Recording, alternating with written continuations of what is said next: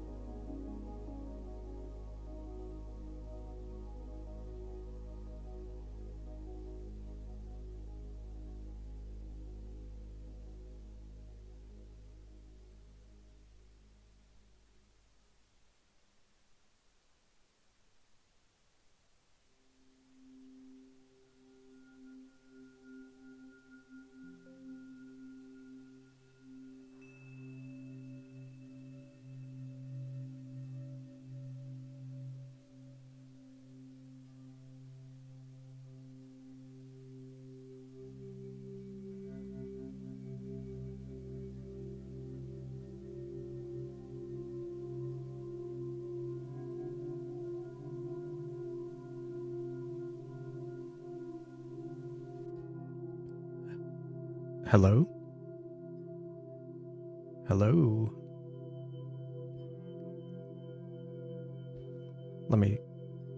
Hold on.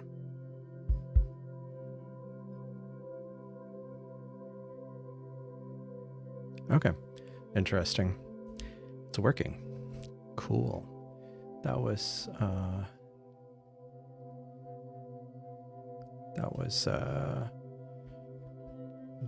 not expected. Anyway, so good evening. The reason for the not chaos, but the glitch was I am doing yet another iteration of my live stream. I have a dedicated, long story short, dedicated mini PC because to try to make it more stable. Of course, I had to recreate everything because it's actually a Windows computer. But anyway, so let me go back. Will this work? Hey, maybe it didn't. Hold on.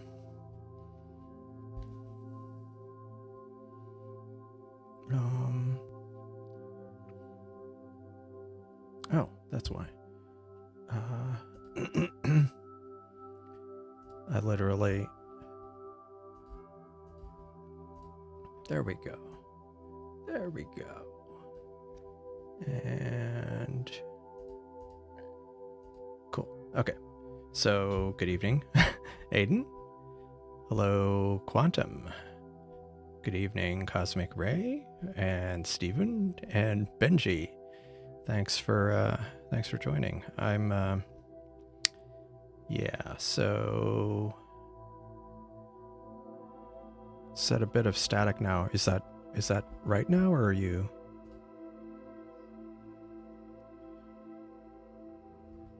Oh, you know what?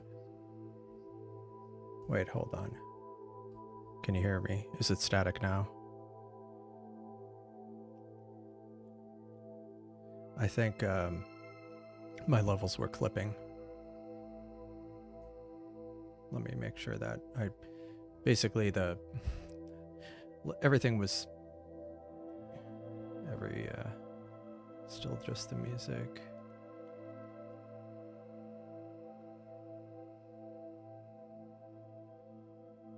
Oh, hello, Astro Chris. Good evening. I am Boom Boom. Good evening, Brent. Really working. That's cool. Yeah, loud and clear. Hello, Qubits. Good evening.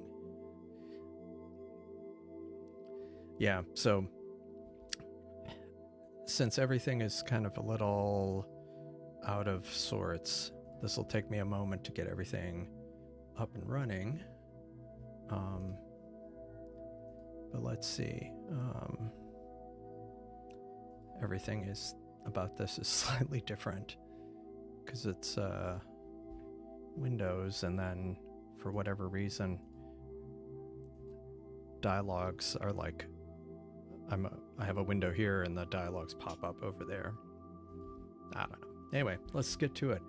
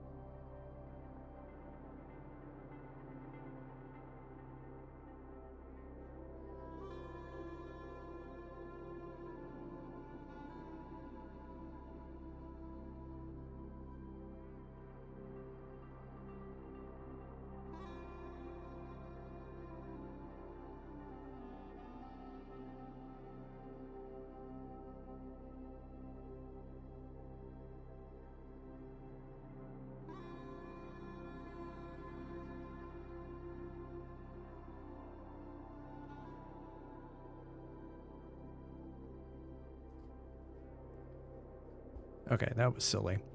Anyway, sorry. Like, I hadn't used this screen before. And anyway, voice is back. At least the, yeah, voice, yeah, nothing. Sorry, I want a refund. I think it should be fine now. I think it's fine. Yeah, I switched to this scene and I hadn't turned on the audio device for it, so. Okay.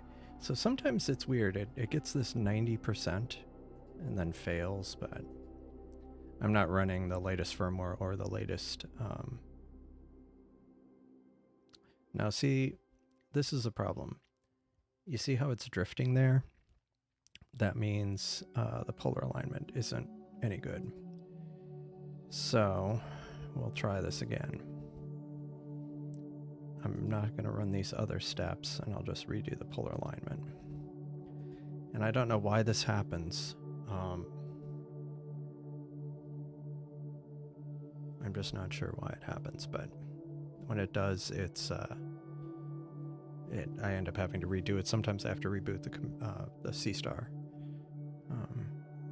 Anyway, so the what I was saying was hold on. I'm trying to scroll up here. So qubits, you went to NEAF. Jeff was there and Cosmic Ray was there. They were there.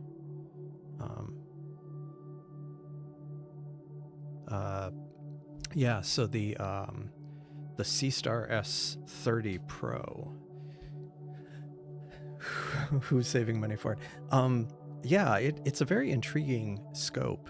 I mean, it is a it's the same. Well, I guess it's the same form factor as the existing one, but it's got, instead of a triplet, it's got a 4 lens, 4 element lens, and then and it has the headline feature is it's got a bigger sensor. So instead of the 662, it's got a 585 sensor. So instead of 2 megapixels, it's got 8. The pixel pitch is the same, so the field of view is just larger, which is pretty cool. Because the sensor is bigger, it's got 4 times the storage. So instead of 64 gig, it's got 256 gig. And then finally, the one that I didn't initially notice, but then caught my eye, the secondary camera has been updated. So it's got a 562 sensor in it, which is apparently used in cell phones a lot. And they said it was 8 megapixel, but I think it's actually a 48 megapixel native. But maybe the electronics don't support it. Plus that would be huge amount of space. And the optics apparently have been improved on the secondary camera.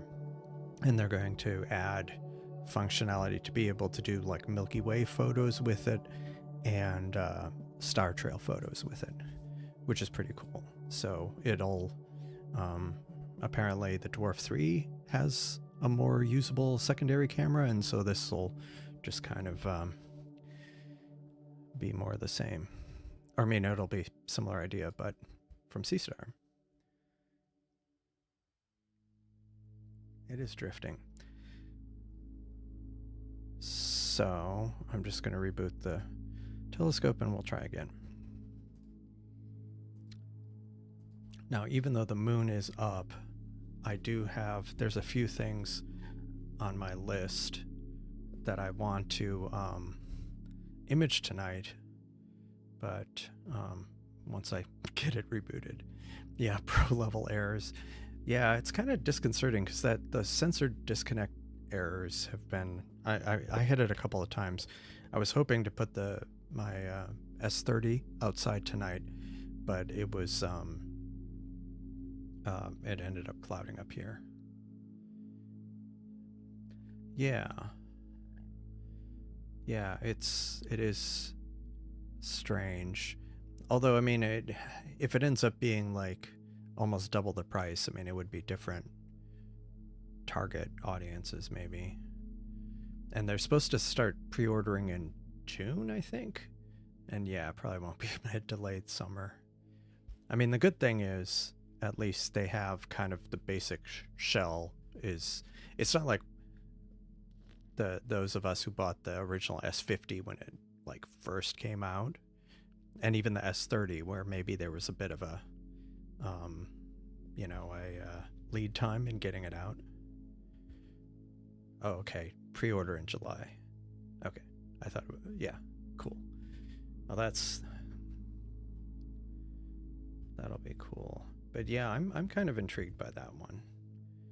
I mean, especially the upgraded optics combined with the form factor of the S30, because I'm really enjoying the S30, like how light it is. And so just thinking of it with like higher quality optics, 8 megapixel, could be an interesting little scope. So let's try this again. Man, that moon.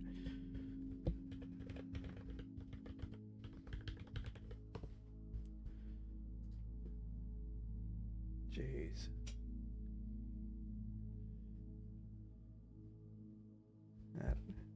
That is a bright moon.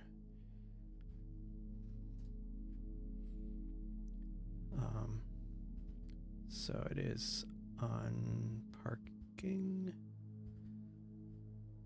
They needed time to build in the errors. Yeah.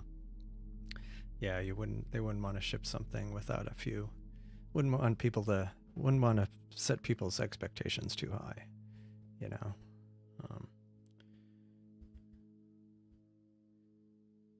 But yeah, it is.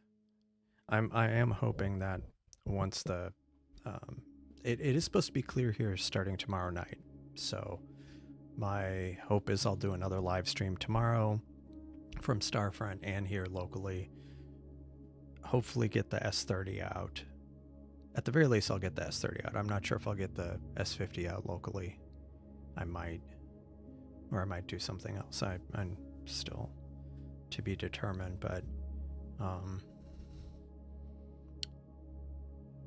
yeah, so I plan on having, because I want to exercise it some more, because I got on that Messier Marathon, well, it was like a mini marathon that I was doing locally. I hit the sensor disconnect error twice, and then when I was running it, when I was doing the marathon at Starfront, there was twice, I don't know if it was the first time or the second time, I think it was the second time, the sensor went like, I don't know what happened. I mean, because I'm not running the app, I'm just running Alp, and it, like, live view was dead. Then I thought, well, maybe it's Alp. So I restarted Alp. Live view wouldn't come up. And based on the diagnostics, it sounded like it was having issues. So I rebooted the Seestar through Alp, and then it was fine. And then it happened again. So I don't know.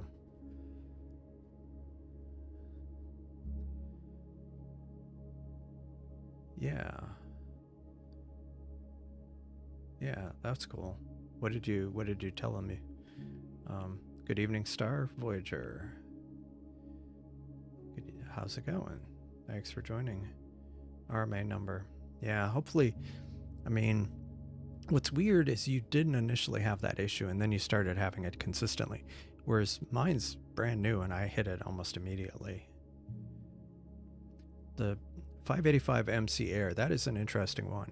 And I think I normally wouldn't have considered kind of that integrated package necessarily, but I think it might be a good camera for like a Starfront kind of setup where you send a refractor, you send the ASI or the 585 MC Air, and you've got your guide chip, your main chip, your controller.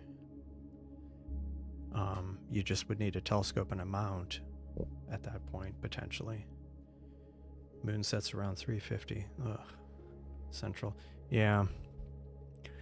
I mean, if assuming this actually ends up being in better shape, I was planning on doing some imaging like in the short term, but then running a schedule for the rest of the night. Yeah, if you don't report it. I mean, I reported it twice, and it successfully went through. But so if you have an S30, log in to your into the app, kind of their social thing, because it won't show you the report crash dump error. I mean, it applies to anybody, but if you have the S50, but if you're using the app, log in, and so then if you hit this error, you can report it.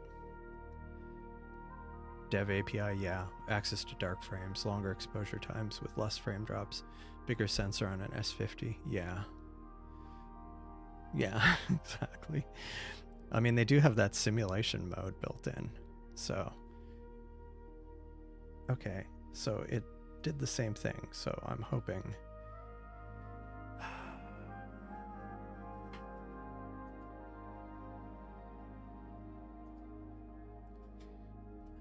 Now there were times it's not drifting. Cool.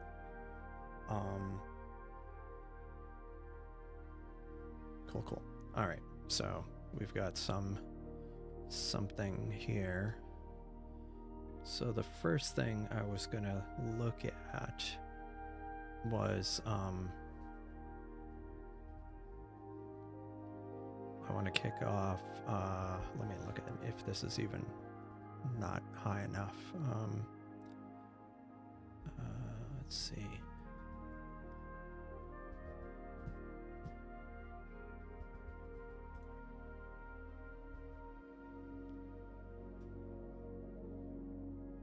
Okay, it's not too low.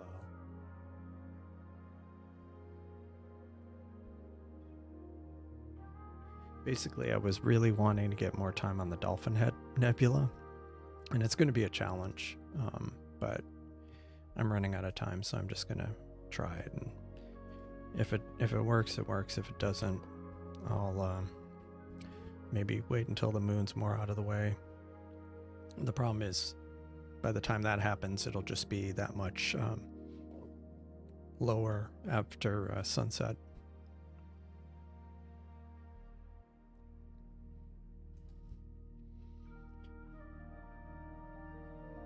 So hopefully this will work. Yeah, so as far as the NEAF announcements go, I mean, for me personally, I thought yeah, I'm insane with the moon. Yeah, we'll see. I mean, I might stop it if it ends up being bad, but I don't know, won't know until I try. But one of the things, so the S30 Pro was a neat announcement. I think it'll be interesting to see where the prices are. Of course, with tariffs, who knows? But it's still an interesting. I mean, it's an interesting scope. That 585 MC Air is interesting, and they also came out with several other. They came out with some monochrome airs, I believe. They came with an EAF Pro, which I didn't look at it too carefully, but the electronic autofocuser, I believe I saw that it has Bluetooth, so I guess you could wirelessly. I don't remember if that was it or if there might have been some other. I'm sure there was some other, like, better performance or something. They came out with a new little improved guide scope, a 30mm guide scope. I'm trying to remember what else they announced. Yeah, Dolphin Head. Yep, that's what I'm attempting. Oh, right, and that was another thing I forgot. Since they have officially announced first-party EQ mode on the Seestars, they came out with a little kind of wedge. It's almost like a panoramic head, kind of, as far as like the kind of mechanisms on it, but that was kind of interesting. Also kind of, I don't know if they mentioned pricing on it. Yeah, battery powered. Okay, that was the other thing. So it kind of reminded me of I think doesn't Primaluce Lab and some others have things like that? So it's like wireless. You don't have to have wires. Yeah, the Wolf-Rayet star, yep. Actually, that's not terrible yet, so we'll see what kind of gradients I get here.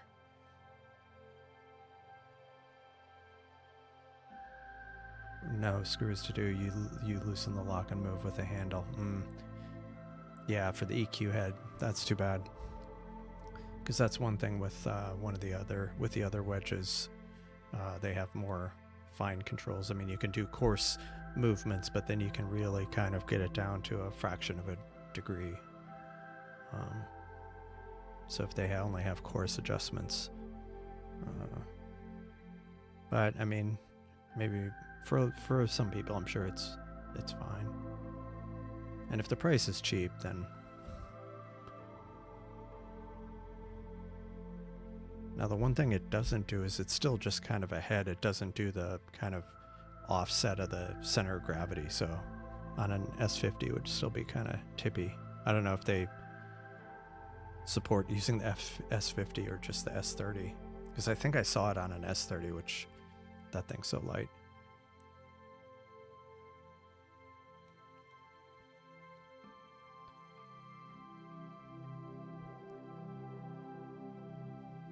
Yeah.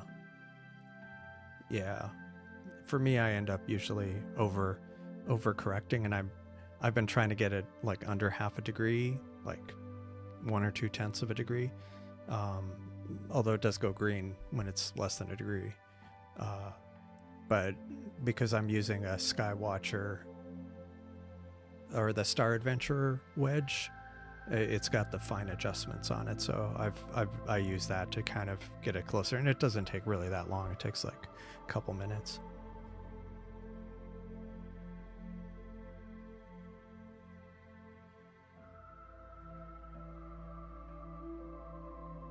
Definitely some gradient, but we'll see how it comes out. No availability date either. Yeah, not surprising. Actually, what I forgot.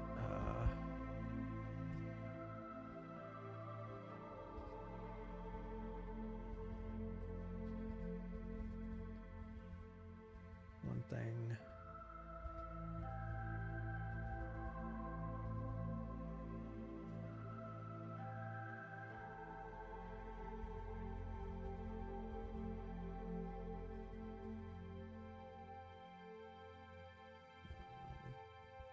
What was this? Seestar S30 Pro. What other things did I have on my list?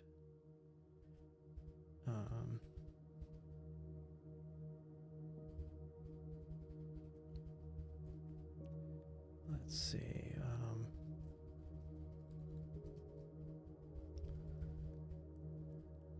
Let's see.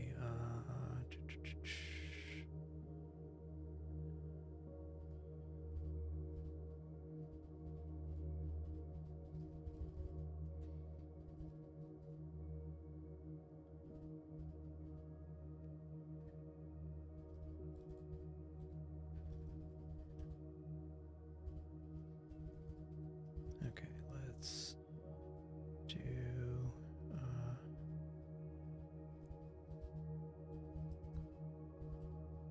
Give me a sec here. Let's see, will that reload? Or do I have to manually reload it?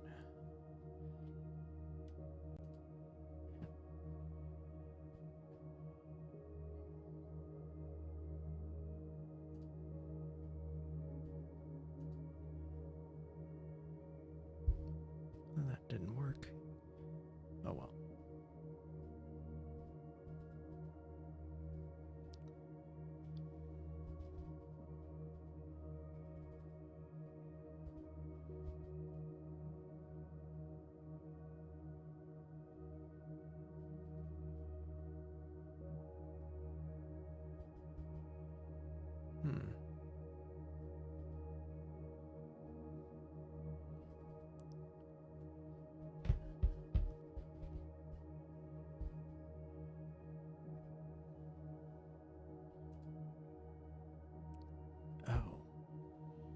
a second.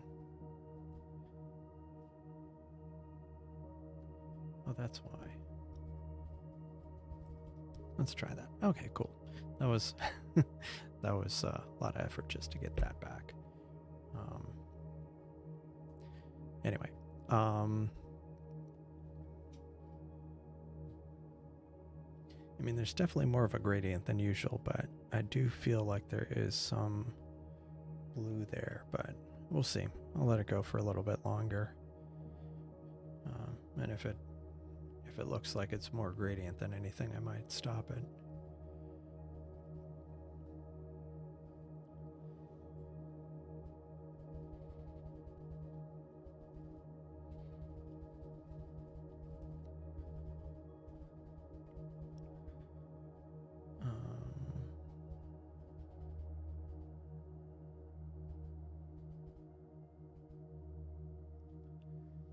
What other things? Oh yeah, I was gonna talk about the Messier Marathon and kind of the it's basically been a week or so since I think since my last live stream, and I ended up staying up till like, was that the morning? I think I stayed up till like 6 in the morning or something. But I got through between Friday night and Sunday night. I got 103 out of the 110 Messier objects, so I got close. One thing, since I was running at Starfront, I was doing 2-minute exposures, and that was plenty. The only issue, and I never thought I'd have this problem, but I ended up running out of things to image partway through the night, because I had gotten through everything that was up, and there were a bunch of targets that were still below the horizon or too low. So I ended up just kind of imaging some other stuff. So that was kind of unexpected. And then clouds ended up rolling in really early, and so I didn't. I could have probably gotten like about 3 or 4 more. So I think I could have gotten up to about 107.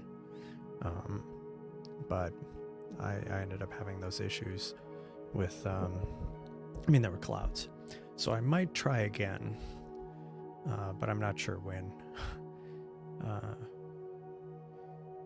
Maybe I'll do it this week. I don't know. But I might try it again just to try to, I don't think I'll be able to get all of them, but I want to see if I can get up to like 107 or so in one shot instead of across 2 nights. Rector said choose optics, camera filters, and angle adjust sticker for case. Yeah, I mean, what was it? Ascar has a refractor with like different front elements, like interchangeable, that changes the focal length and stuff. Be interesting if they had that more kind of formalized. Oh, and I haven't, with all the chaos, I forgot. Don't forget to like the video if you haven't already, because it does help these live streams. And this won't be as long of a live stream tonight because it's Sunday night, but I do plan on doing another live stream tomorrow because the conditions are looking pretty good. Let me check something here.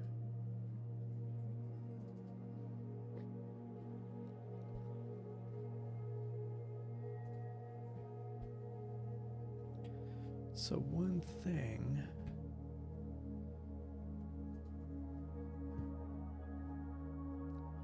this is going to be an experiment.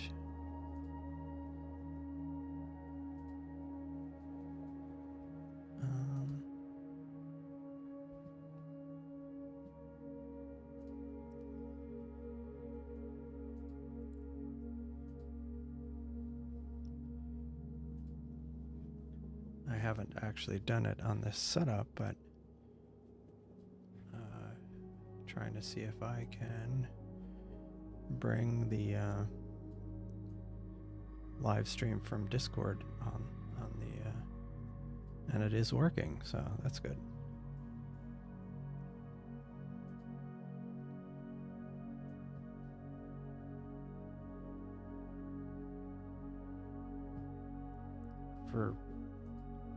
Not sure why I was having a problem with Jeff's stream, but I'll move that over here.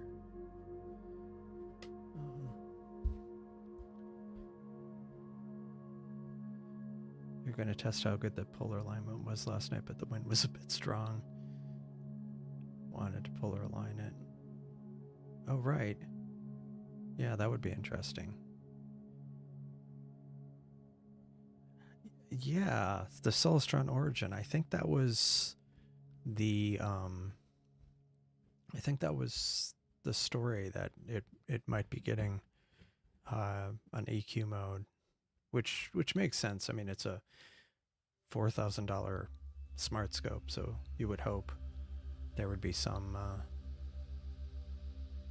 oh, is there an echo?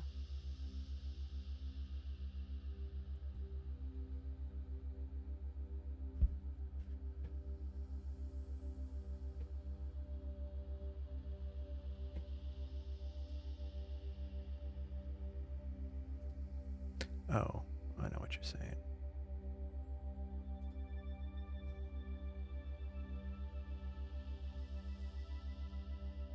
It's because I joined the stream on Discord and my mic was unmuted, so the stream, the microphone was going to YouTube and to Discord. Oh, you saw a wedge for it. That's cool. And the ability to use a guide scope on the origin. That's cool. Yeah.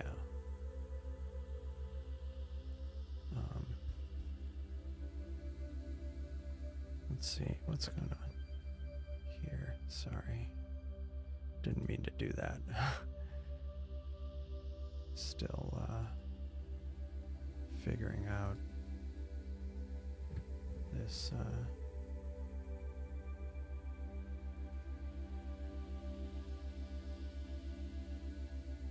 let's see.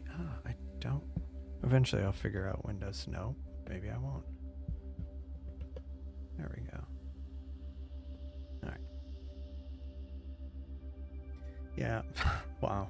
I got crisscrossed by 2 satellites. I mean, I do see some blue nebulosity here, so maybe the gradient will clean up and I'll get some more signal, but I'm not sure that I'll run it for the full hour. Okay, that's cool. For the origin. They mentioned new camera options, so that's interesting. I mean, it's an interesting scope, and it's a 6-inch RASA, which that was another thing Celestron announced that they were going to start selling.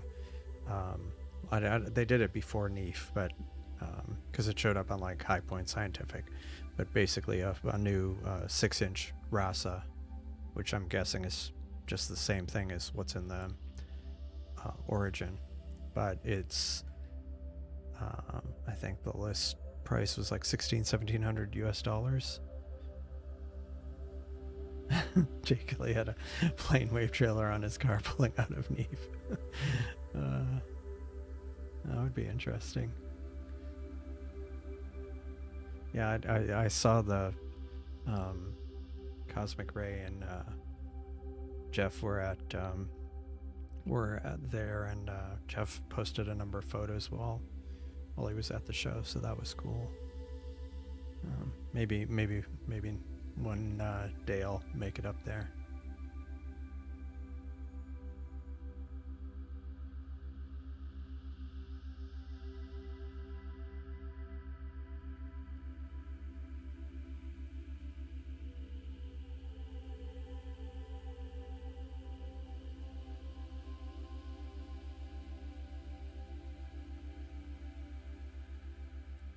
Okay.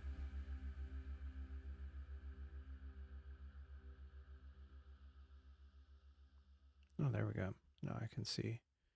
Now I can see Jeff's. I don't know why I was having a problem with it before on Discord. Let me see if I can again. Oh. Not quite thinking here.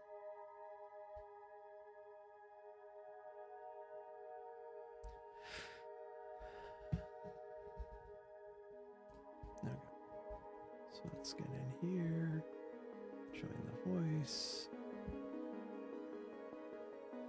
Watch this stream.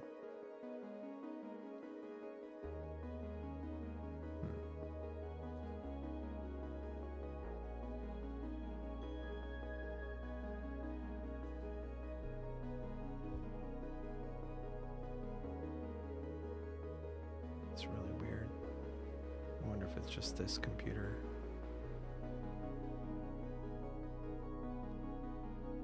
Yeah, I mean it does make sense that they would just reuse what they had, and plus, yeah, if they haven't, I mean a $4,000 smart telescope appeals to a certain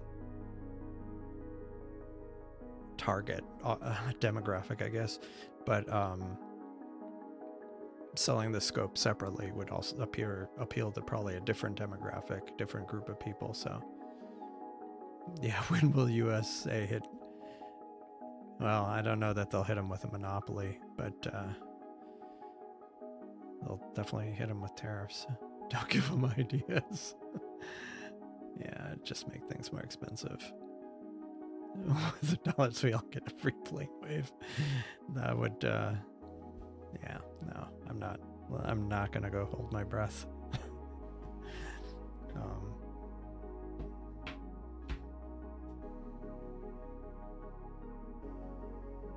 I mean, considering I don't have any filter on that, that's not too bad.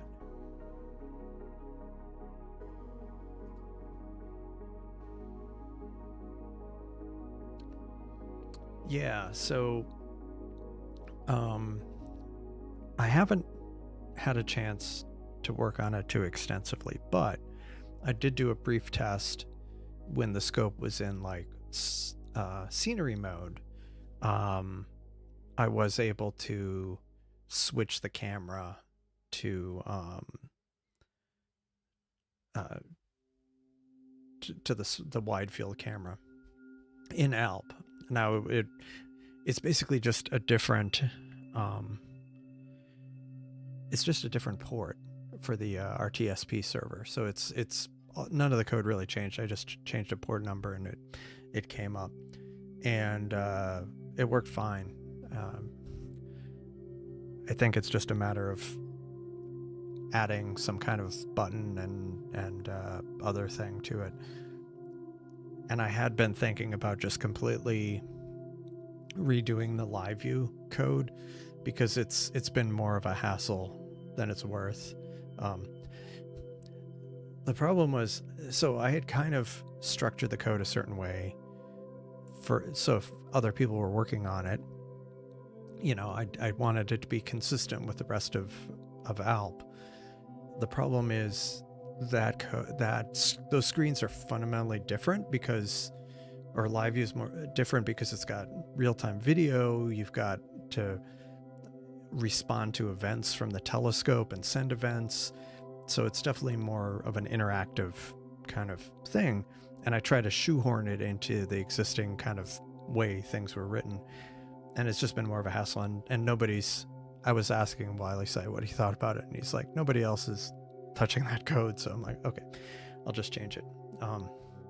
Because there's things like that, like being able to do that secondary camera, and just there's some other things too. Like I want to be able to add the ability to rotate. So like right now, if you're displaying on a normal screen, there's all this wasted space. You know, I've got nothing here. I mean, you know, it's all empty. So if I could rotate it, which is really trivial in HTML, then it could be, you know, used more, and it would be bigger, so it would be easier to look at. And if you're doing a mosaic, the mosaic would, you know, you'd use more of your screens, of your monitor's resolution to look at the mosaic.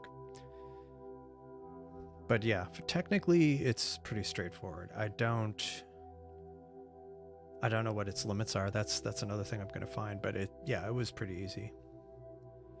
We could live in the plane wave for retirement. Huh. Mirror sky? You drop in your own optical tube and a side mining. Interesting. Is this from like a new company or something? Yeah. Yeah, and I mean there's some other things that I've wanted to do with live view. And I'd been doing a lot of coding recently on astronomy projects, but it was for that for the Messier Marathon stuff. So, but now that I've kind of finished, gotten the code where I wanted it to be, and I've done at least a first pass at the Messier Marathon, maybe it's time to circle back on live view. Yeah, it is pretty resource intensive, but I had some thoughts on ways to make that better, but which again would go towards me completely rewriting the way it works. Okay, mirror sky. Let's look that up.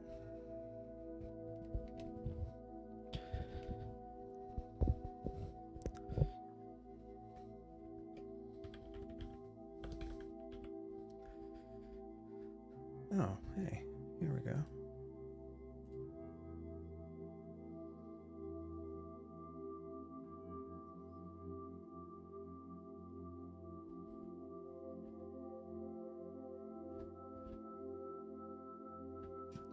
Oh, is this it?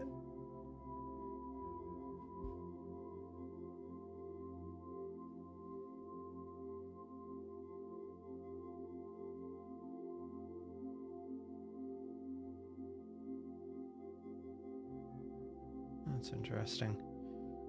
Yeah, the stretch uses a decent amount of CPU. Yeah. Well, and that's another thing I've wanted for a while to make it configurable, like, yeah, where you could make changes to what it's doing through the user interface. Yeah, I still haven't watched her video yet. I have it. I started watching it and I ended up working on something else, but still in my on my list.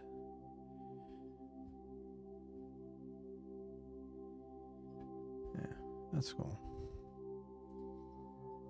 Man, that yikes.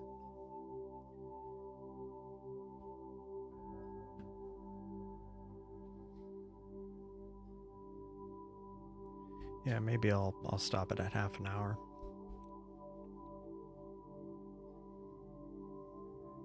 And then I'll move on to the next target, which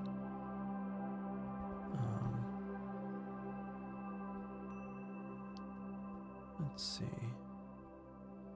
what could we do next? I've been wanting to get a lot more time on M81 and M82, but I might do that later. Let me see, I actually did install Stellarium on this machine, but I've barely done anything with it, so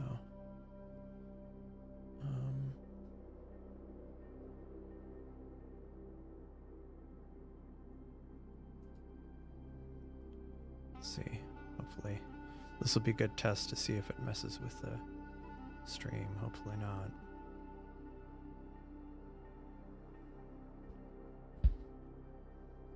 And actually this is good because I was going to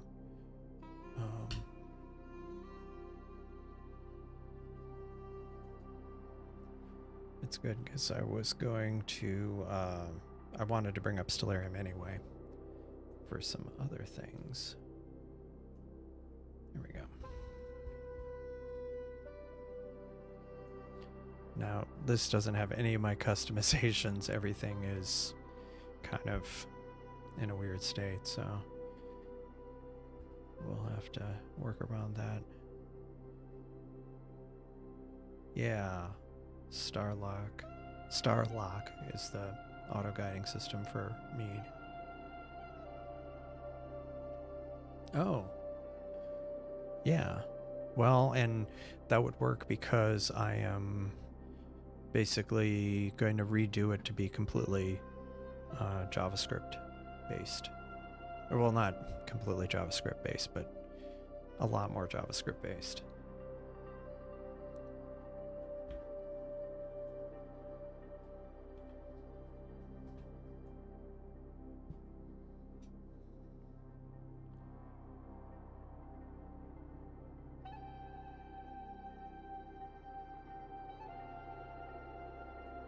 So one thing I wanted to mention, I have on the list 8 Flora. So SETI Astro did this video. Let me. I had a link in the. I posted a link in the Discord server, but he has a video about processing Seestar photos with SETI Astro tools, SETI Astro Suite, which is cool. I mean, I've been doing it already, but he has, you know, like he knows the tool better than. I mean, he wrote the tool, so I need to look at the video again and make probably adjustments to my workflow to reflect what he showed.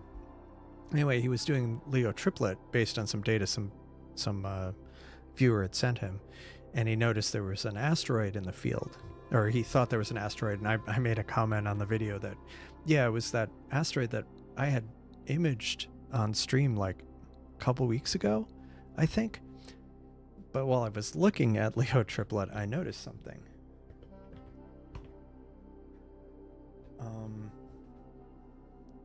I'm gonna have to customize this. Give me a sec here. So what we will do is we go into configuration. Yeah, go to plugins, go to solar system editor, configure, and then solar system.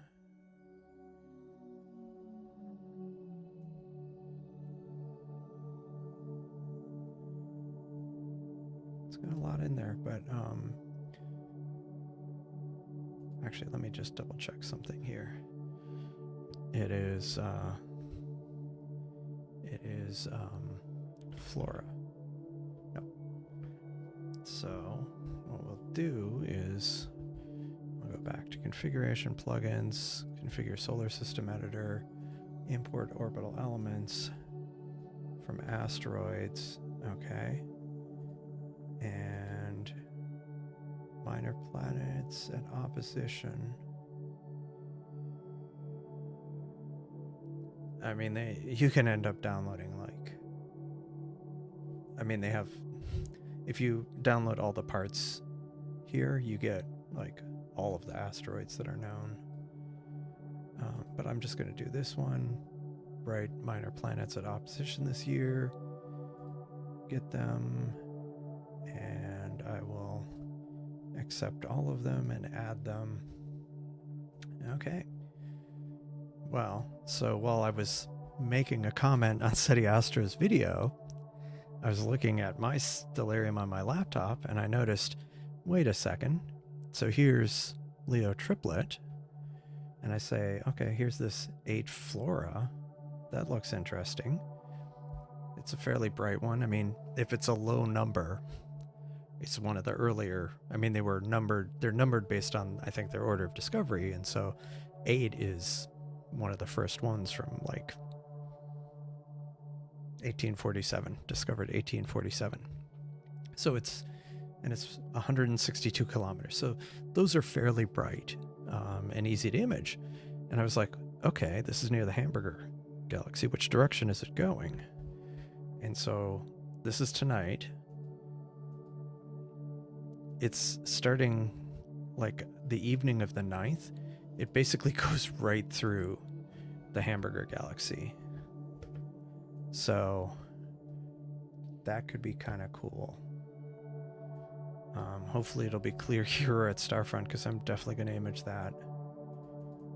Let's see.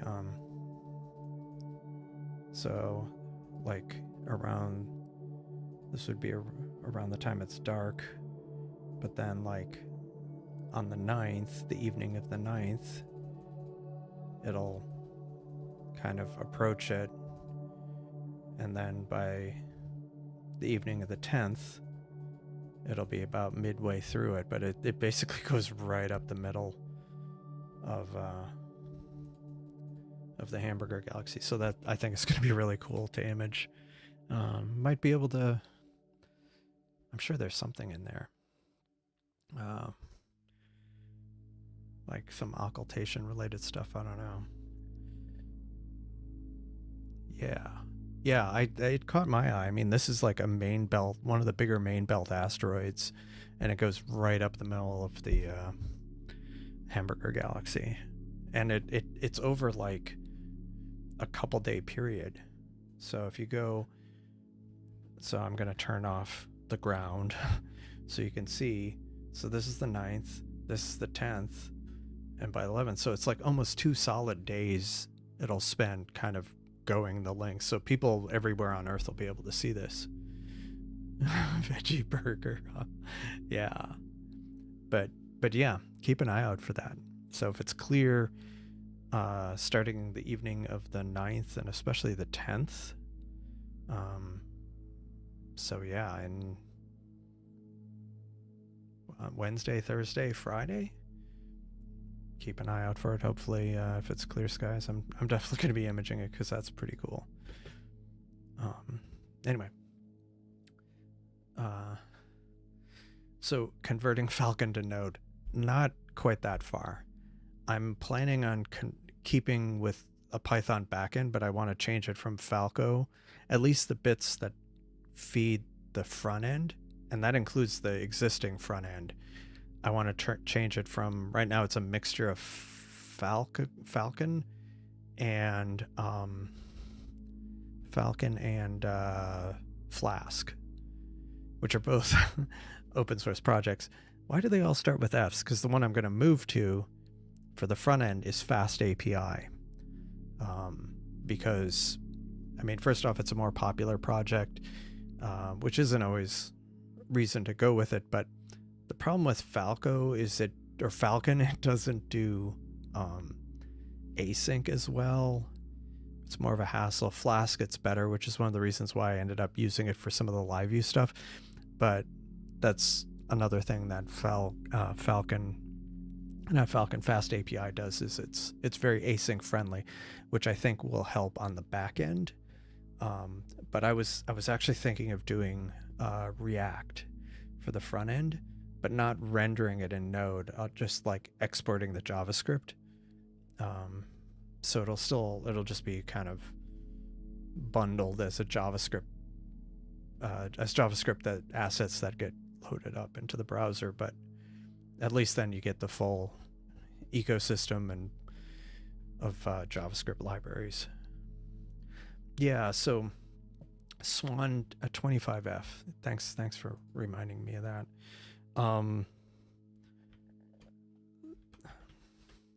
Like, this is a brand new thing. I don't even know if it has a...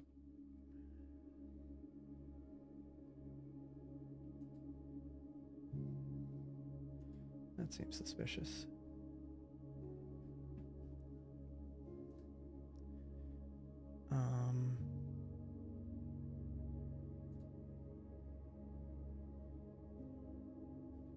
I saw a photo with a tail of it, but yeah, so it's a new one, and that's one I need to figure out where it is. It's in Pegasus.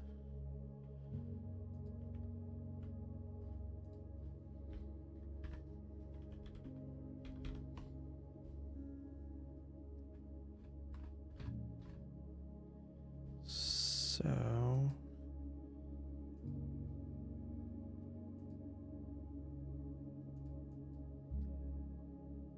oh, it's in the morning. That's right. Somebody said it's like at 5 in the morning. It rises. Yeah, it rises like at 5 in the morning.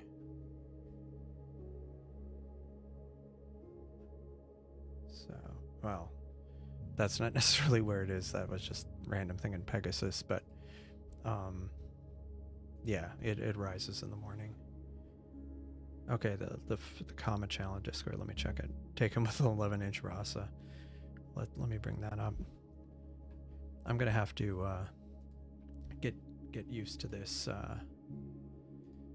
having two different computers.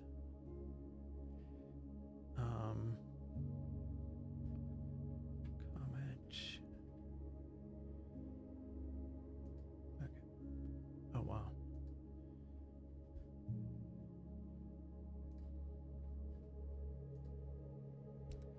So that's the photo of it. Like, that was taken yesterday morning, I guess. So that's pretty cool. Definitely looked more impressive than I expected. What's wrong with my Mac? Nothing's wrong with my Mac. It's just I'm live streaming from this Mac Mini. I mean, not Mac Mini, from this mini PC, and so what I'm thinking of doing is, for like this on-screen screen, keep using my Mac for this, and then just use the mini PC purely for OBS. But I didn't have time to get that set up because, like, I have to do a video input, and I found my USB capture device. Long story short, it'll maybe tomorrow I'll have it in better shape. Yeah, well beyond the capabilities of a Seestar. Yeah, I mean, 11-inch Rasa definitely can collect data quickly. Looks really cool though. So it's supposed to get brighter towards the end of the month into early May. So we'll see.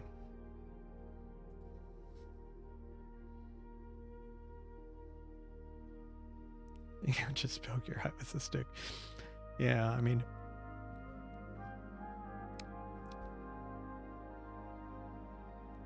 it shows up in a single 10-second exposure with a Roki.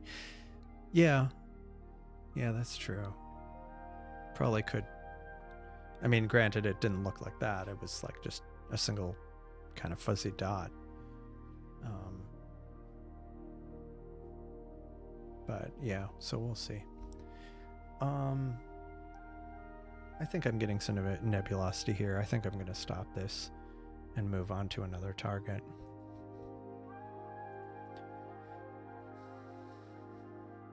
So the question is, what?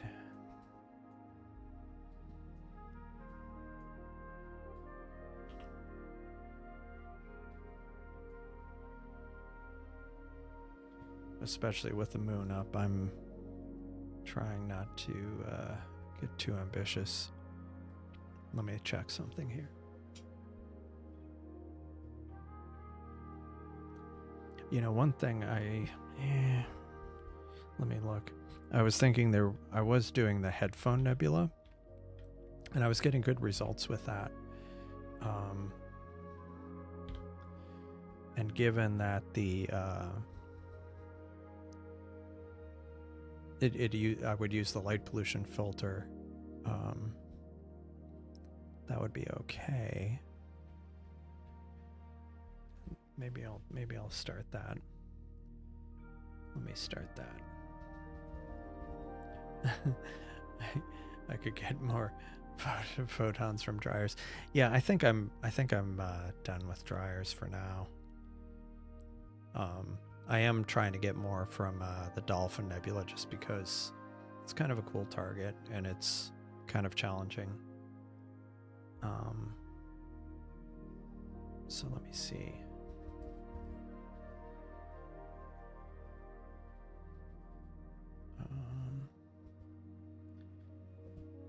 Let's see, headphone nebula. Okay. The thing that's kind of interesting about the headphone nebula is it doesn't even have a normal catalog number, which tells you how unusual that is. So I'm gonna just leave that and look, do autofocus. I actually kicked it off from another computer, from the other computer here. Let's see.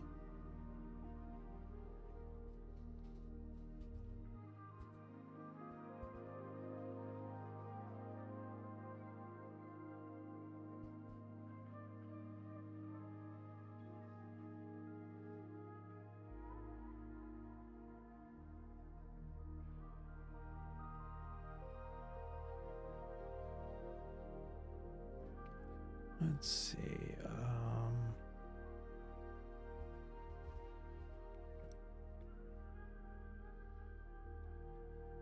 I did have it do the autofocus first, just because I think the temperatures are dropping. So,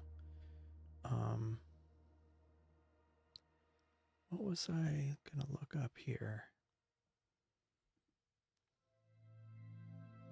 Oh.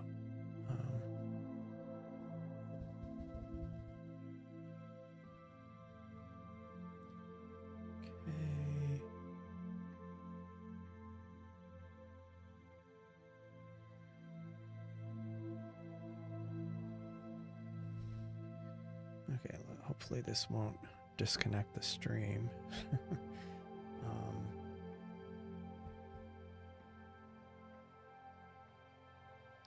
Okay, that's the power. I think it's this one. Actually, I can do it on the front.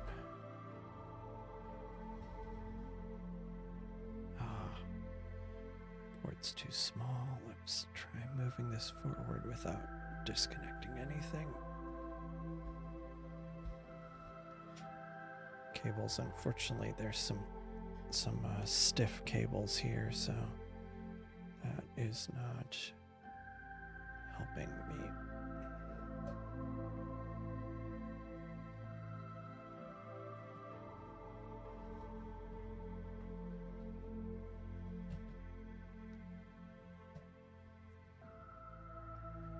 Question is, will this... Let me turn this and see if it'll fit. Hold on a second.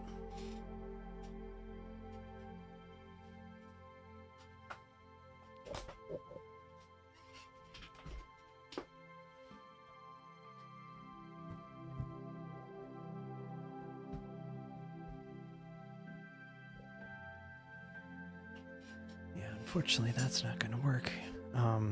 Problem is this capture device has it's very thick past the USB port, and there's stuff plugged in right next to the USB ports on this mini PC, so I'll have to get like an extension cable or something. So that's going to be a later thing.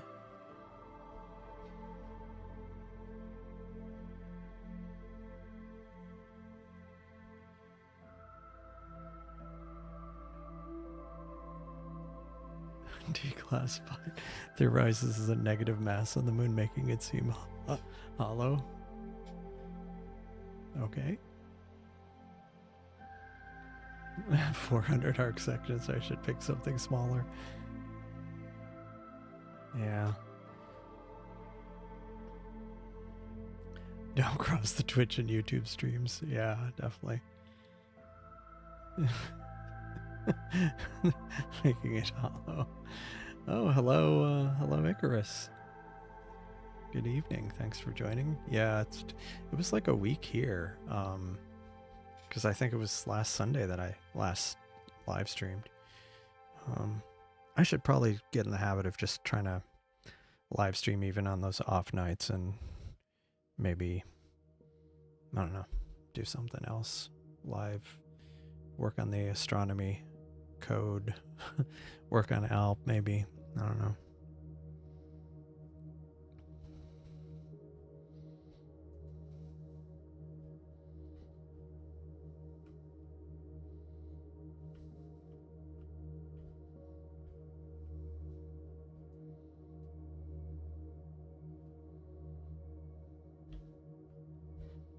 Wasn't quite what I expected it to do. Yeah, don't forget to like the video if you haven't already.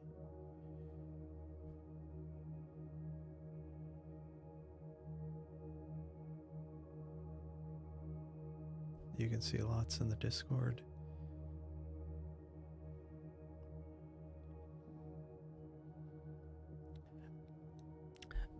Yeah, so the S30 Pro, I do like the 585 sensor. I mean, that's what I have on my refractor right now, and I've been quite happy with it. I think the question will be how much more expensive is it going to be? I mean, it's because it's got an upgraded main sensor, upgraded optics, 4 times the storage, upgraded secondary camera, upgraded secondary camera optics. So yeah, so it'll still be interesting to see what the price is. Because even dumb stuff. Oh yeah, that's all real, man. It's a 13,000-year-old planetary nebula. That's cool. That's cool.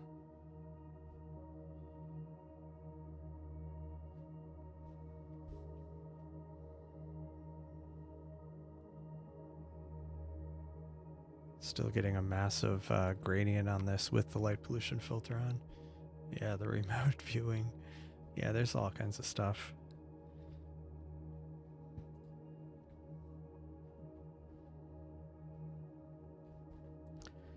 Let's see, where's the moon relative to this? Oh yeah, so the moon is up there, which makes sense why the gradient is above.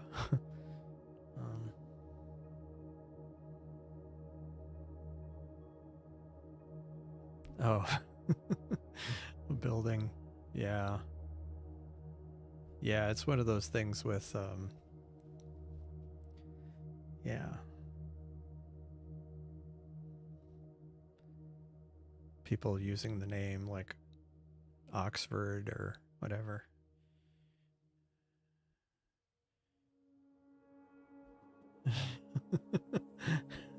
Headphone.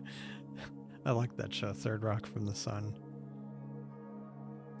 I like that show. That was a funny show.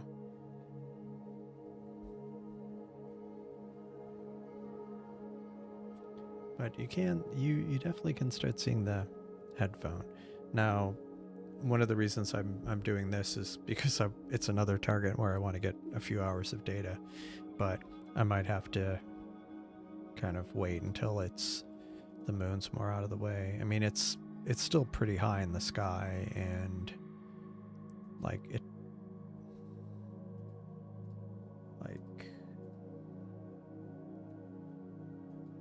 you know, yeah, for a big chunk of the night, it's a decent height up, a decent height above the horizon. So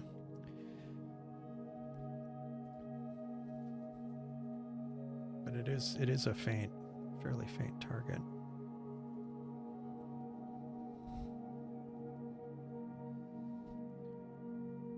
There was another what do you call it, planetary nebula that I wanted to that I had started imaging, but the problem is it was even fainter, but it's huge. Like it's a massive planetary nebula, but it's very faint. So it'll definitely be a challenge with the Seestar, but I'm gonna try it.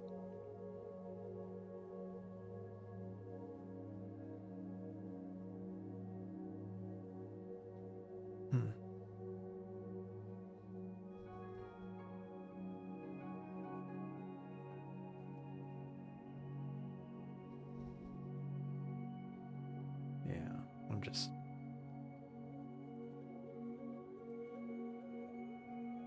yeah.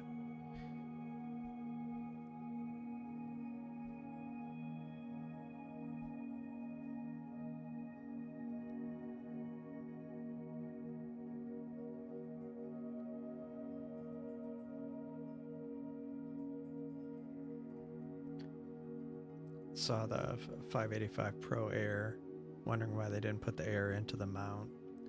Yeah. I mean, because you don't.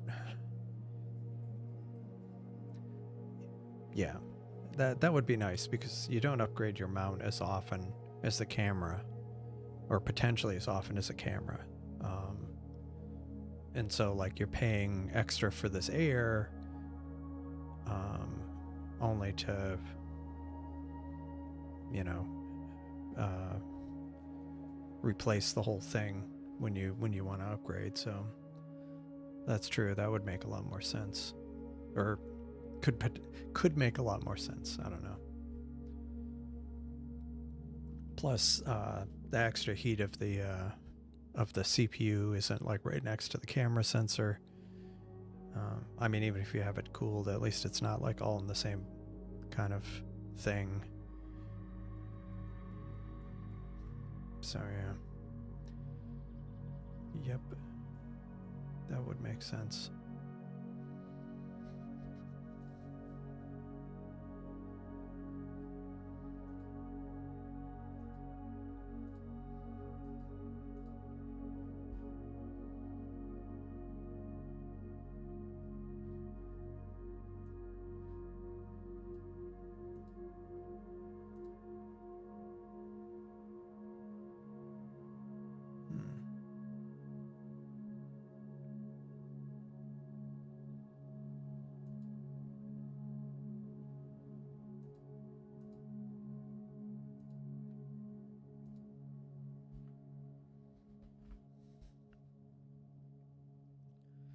Let's see.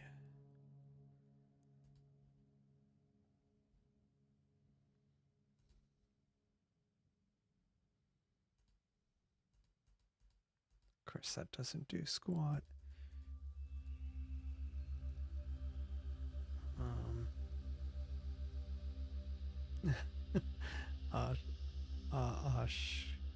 Oscobolum.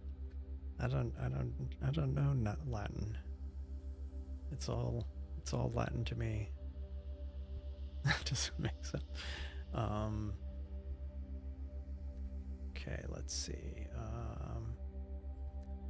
Seestar.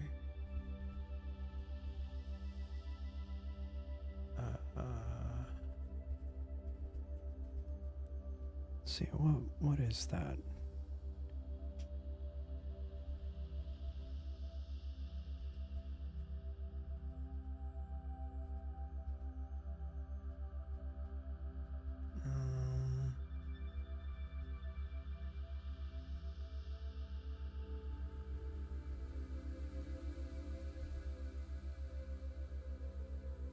Let's see, live view.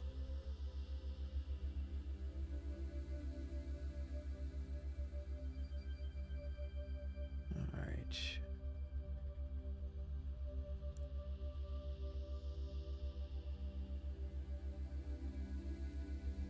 All right. There we go.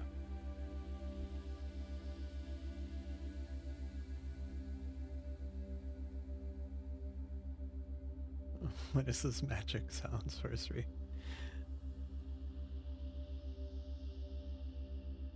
Severe gradient in the image. Who comes up with the names for the nebula? I don't know.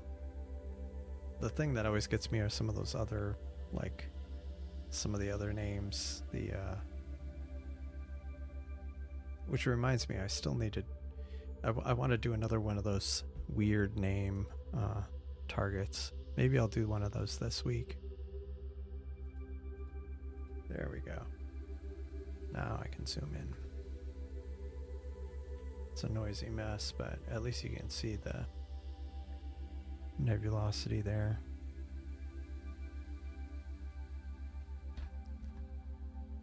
And it's only 13 minutes of time on target, so we'll let this go for a little bit longer. Discover gets to name them. Yeah, these, I think within reason, Um,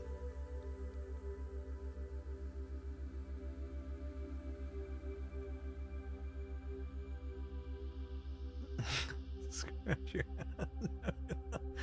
That would be funny. That would be definitely unusual.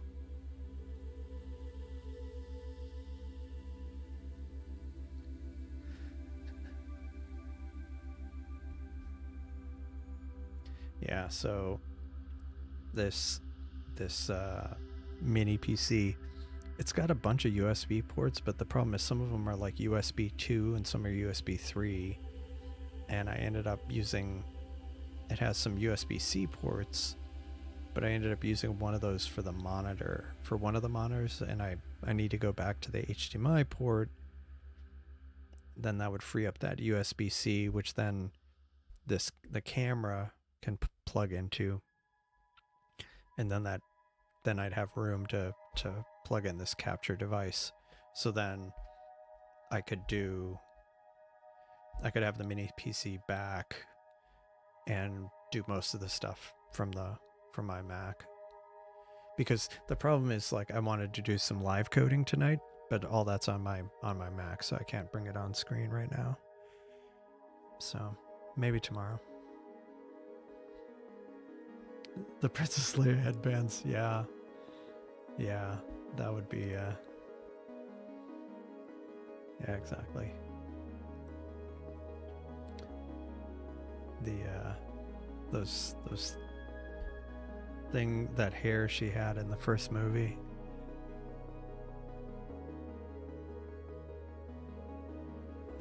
Friendly and a little nebula image. No mistakes here. There you go. I mean, it's there. It's just, it's faint. It's very faint.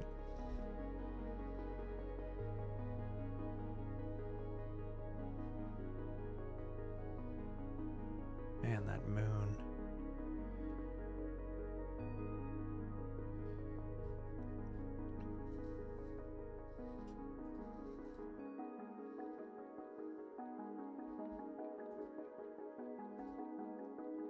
So over the last hour,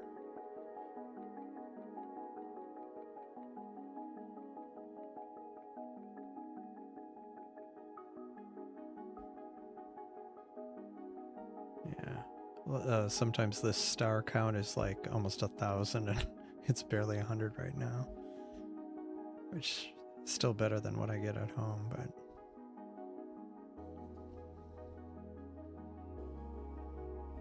Yeah, exactly. It really isn't. I mean, at least on this target, I'm using the light pollution filter, which helps a little bit. Yeah, it does look like the sun. I made it in Photoshop Nebula. Exactly. Yeah, I was messing around with kind of the generative AI, and I had it. I tried a few variations of, like, make me a nebula and galaxy, and I said make it realistic and stuff, and it did not make a realistic galaxy or nebula. But yeah, I could have the AI galaxy, the AI nebula.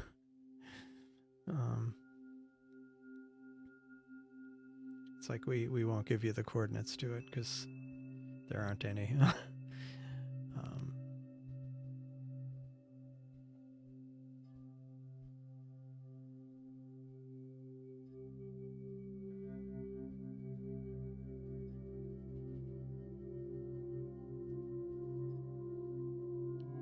Let's see.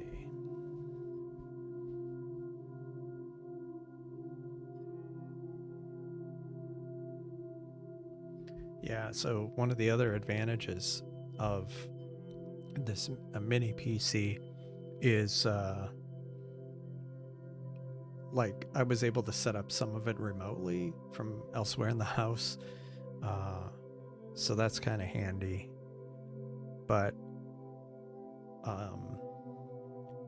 one of the things it might help with is, like, there's times where I want to go do something in the backyard with one of the telescopes, but I need my laptop, but I can't because it's being used for the stream.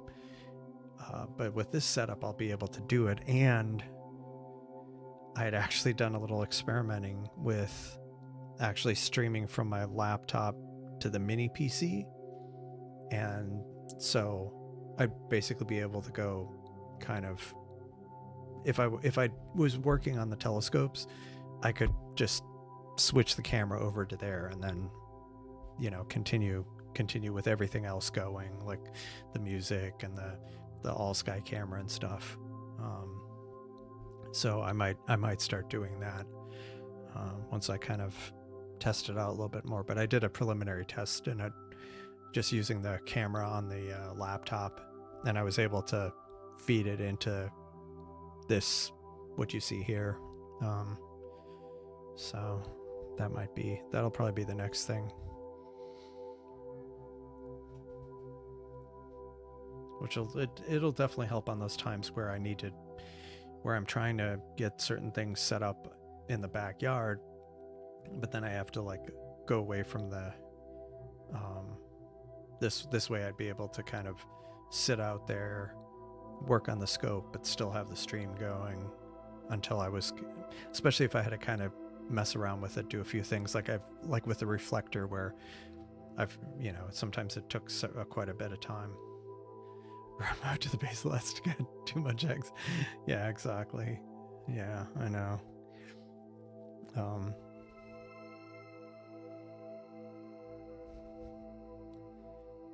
But yeah, that's at least one of the thoughts, one of the plans. Because since we're heading into kind of galaxy season, I'm trying to get the reflector in better shape so I can start doing more galaxy imaging with that. Which actually, let me make note of this. Gotta get to the max suppository system. Yeah. Let's see, reflector.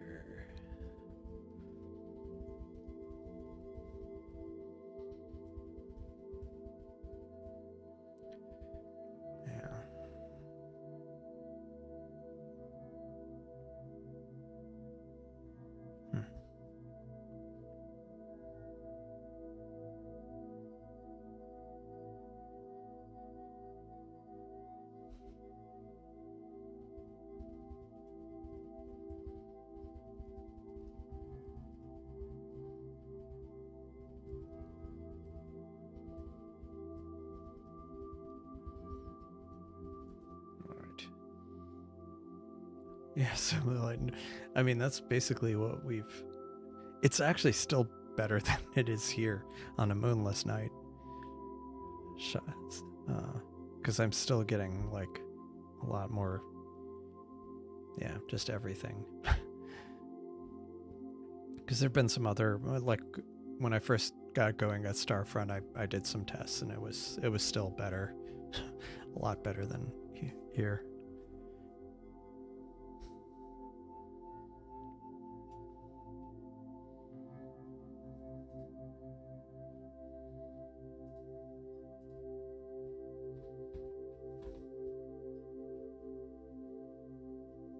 Yeah, I think maybe I'll stop this at half an hour and then move on to another target. Tomorrow it'll be I think it'll be better, because if it's clear, if it ends up being like it's supposed to be here and at Starfront, I'll be able to have a couple things going at once. And actually tomorrow might be, if I can get my act together, tomorrow might be the first test of the remote camera. We shall see.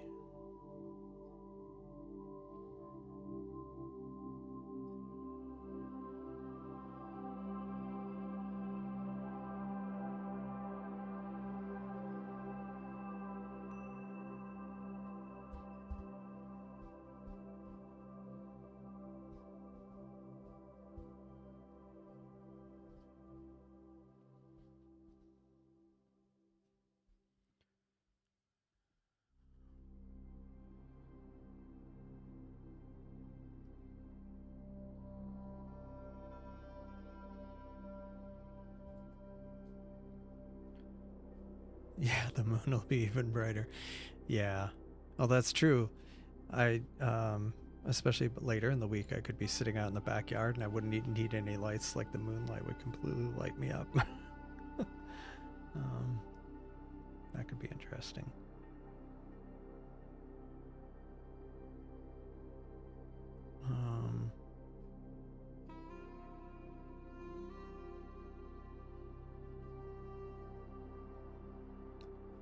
Just trying to see what I could image that's kind of as far away from the moon as possible.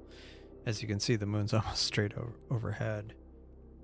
So I've got to see what I might be able to image.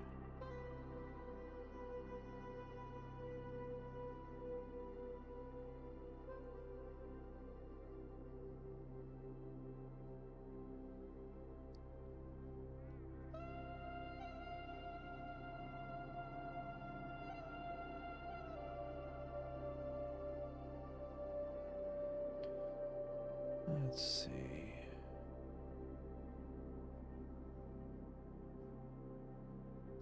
What are these? Wow.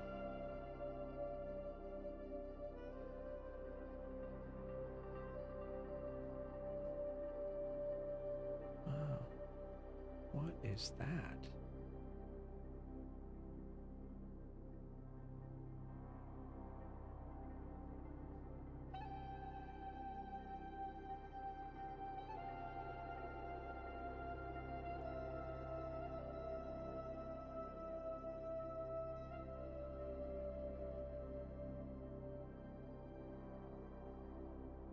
I was just like scrolling around at random things and saw something kind of interesting, but let's see.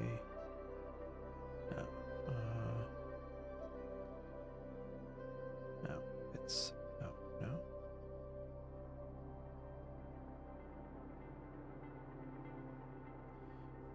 It's the problem is I was zoomed too far in. It's smaller than I thought. It's still kind of cool.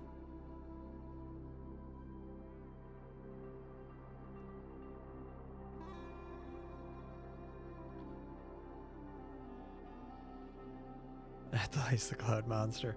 Hello, failed astronomer. Thanks for joining. Yeah, it's. I mean, we had that for like a week. Clouds here, but.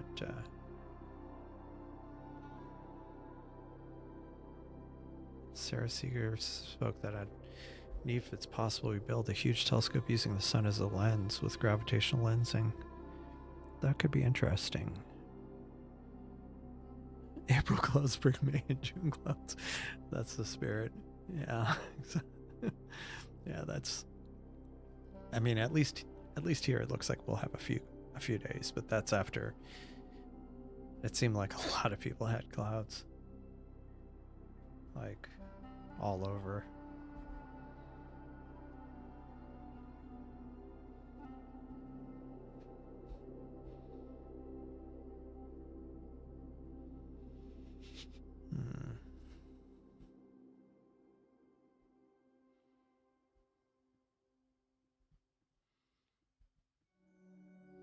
Just kind of.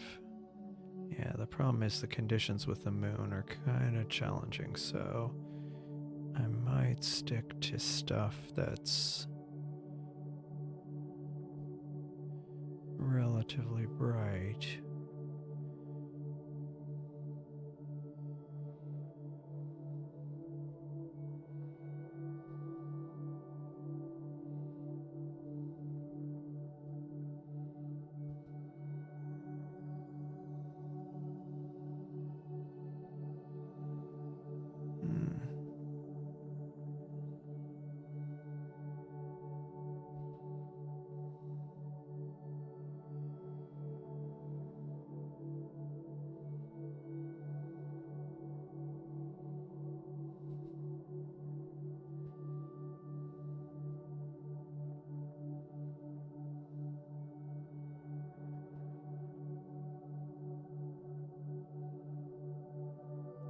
Maybe I'll do M64.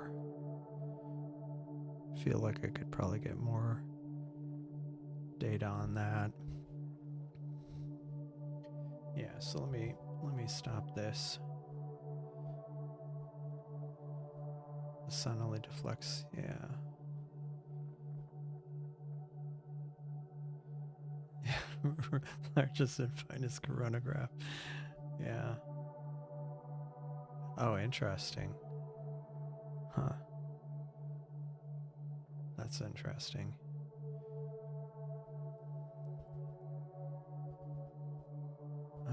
Let me go. I will stop this. Yeah, so let's stop this.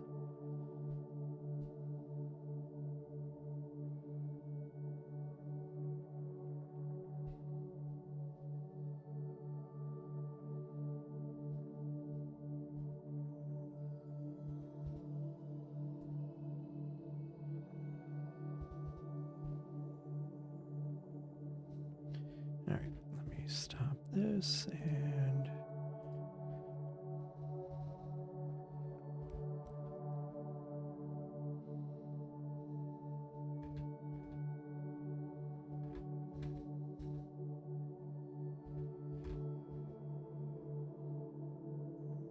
okay. So now it is going to M64.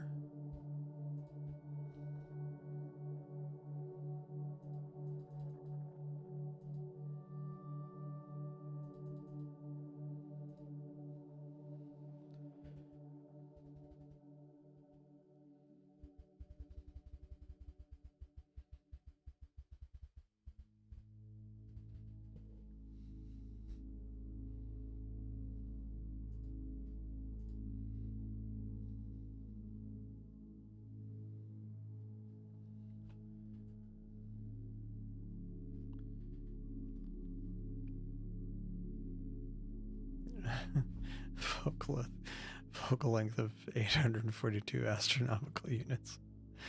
Oh man.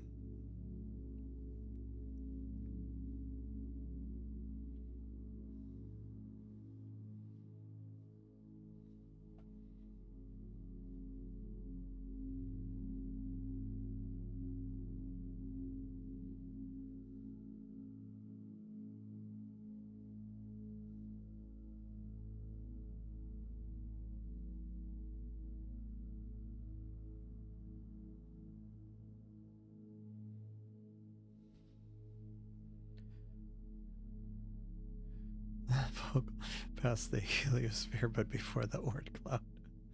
Bigger is better. Yeah, that's quite a telescope.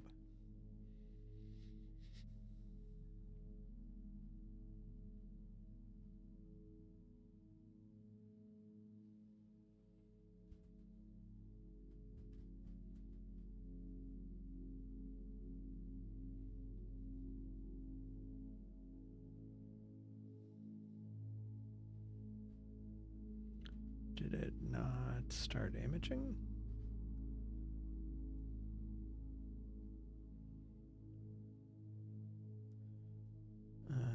That's interesting.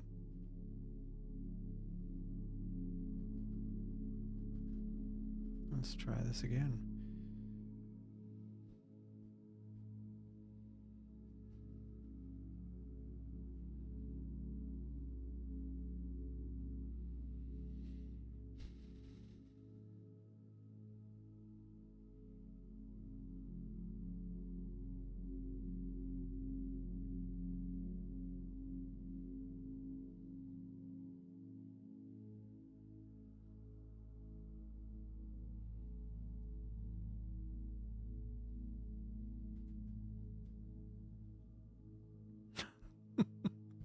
Does the sun have ASCOM drivers?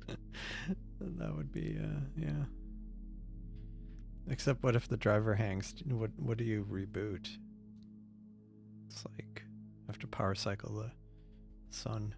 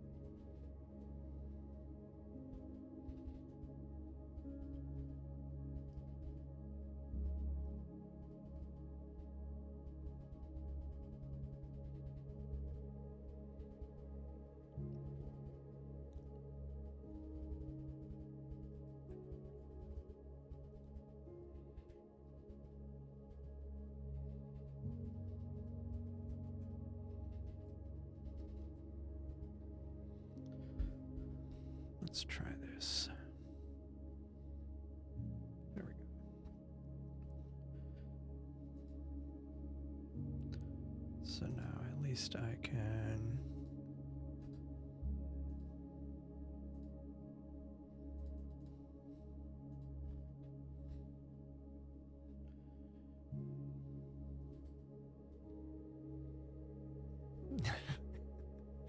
Right, only reboot the sun at night. That's big. That's galaxy brain.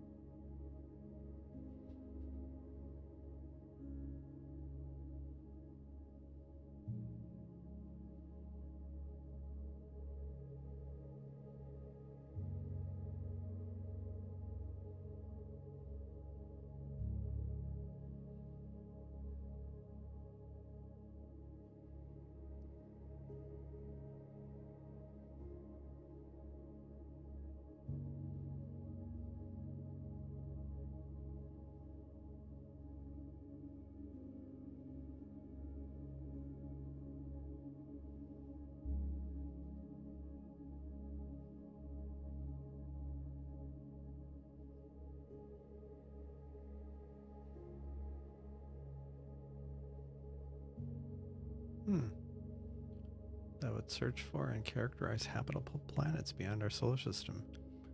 That's cool. I mean, if humanity ever, well, if nothing else, it would be places to look for other life, and places to go if we ever want to.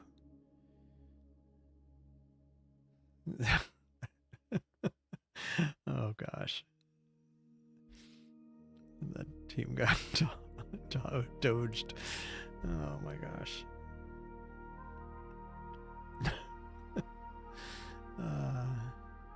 Sometimes, yeah. Let's see.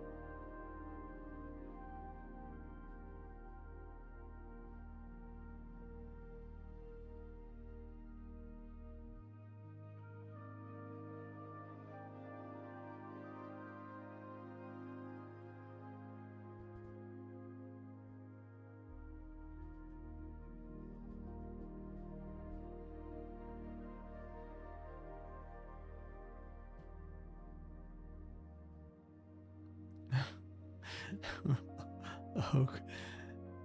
The telescope explodes over Bermuda.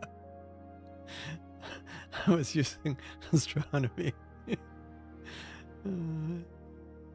Scrolling could be cured in your lifetime. Yeah.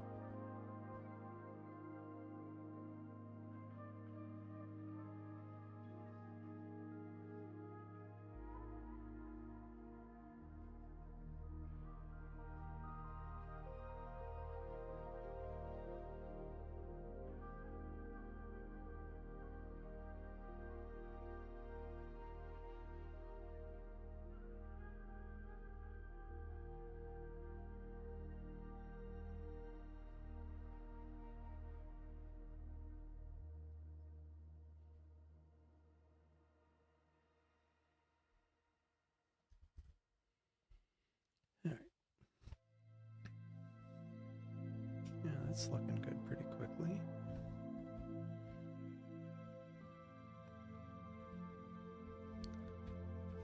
Gradient actually doesn't seem terrible for yeah, no filter. It seems okay. So maybe there's some other things I can image over here.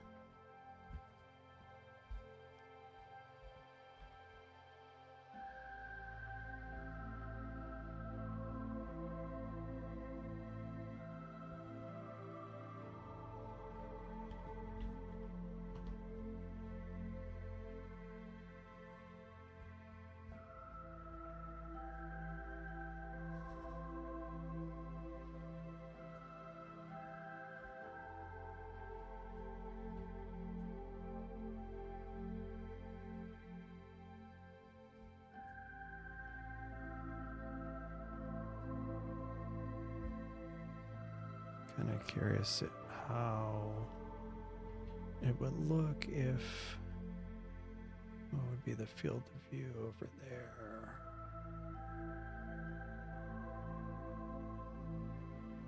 I might go ahead and try doing some of Markarian's chain.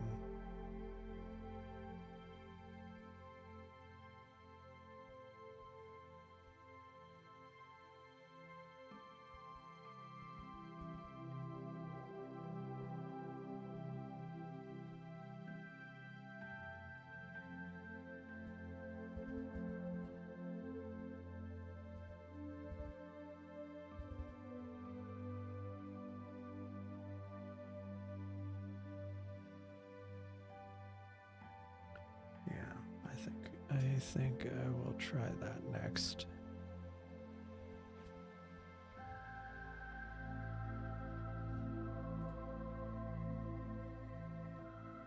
I'm not sure that I'm going to get a whole lot more detail on this, so I'm going to stop this. And I'm going to go ahead and do another dark frame because a cool front came through and the temperature's probably dropping quite a bit there.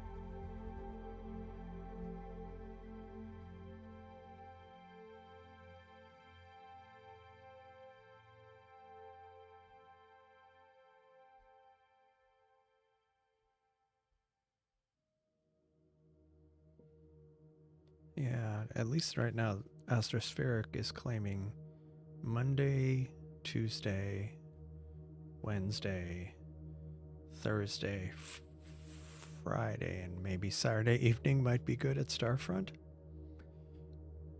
I don't know if I'll do a live stream every night. I mean, I probably would do a Discord stream or a live stream every night, maybe.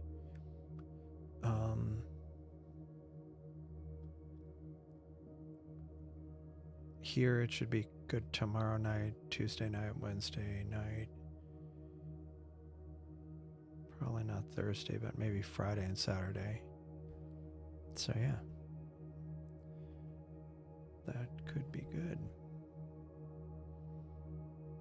That could be good. All right, let's go back to live view.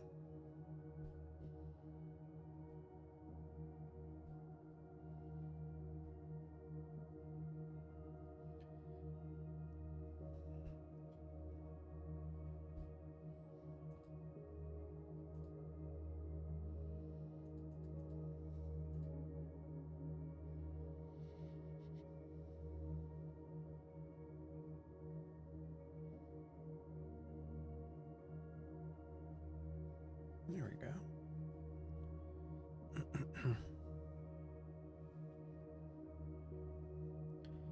So, kind of the face, as it were, of Markarian's chain.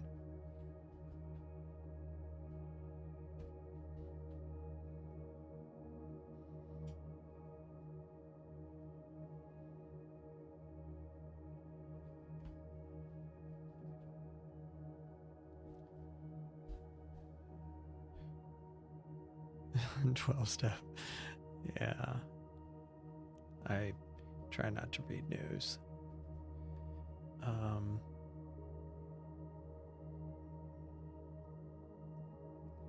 1, 2, 3. Yeah, there should be like several galaxies, including some IC, NGC.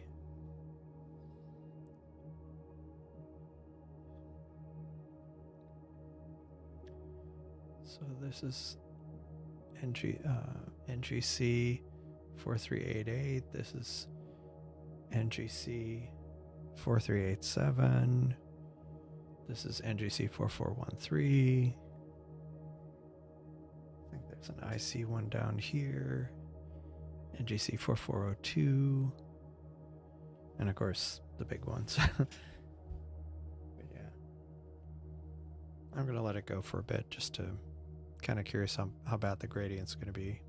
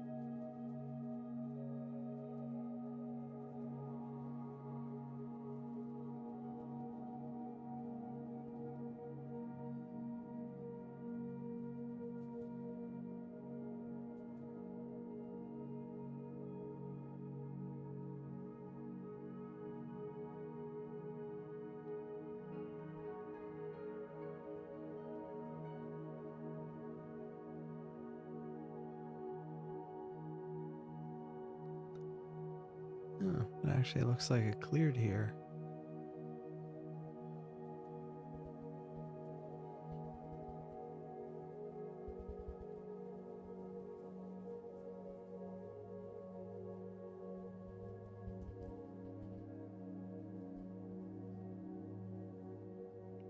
which I didn't think it was going to clear.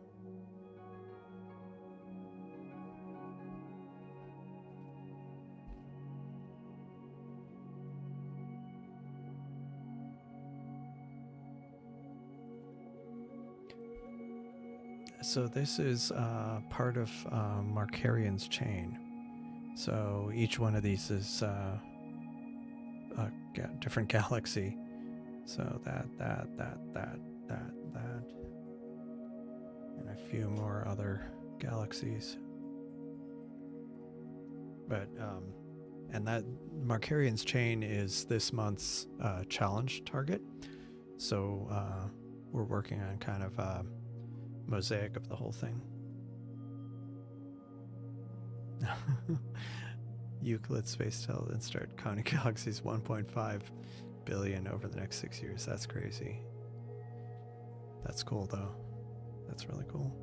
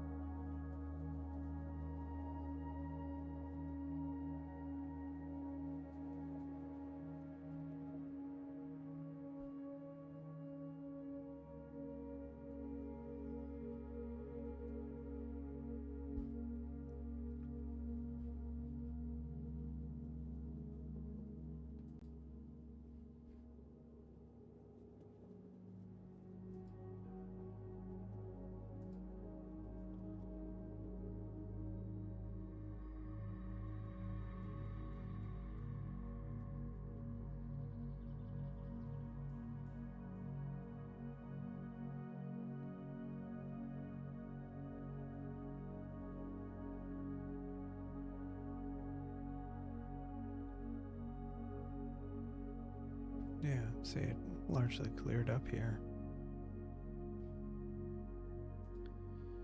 I'm not putting the scope out though. I'll do it tomorrow.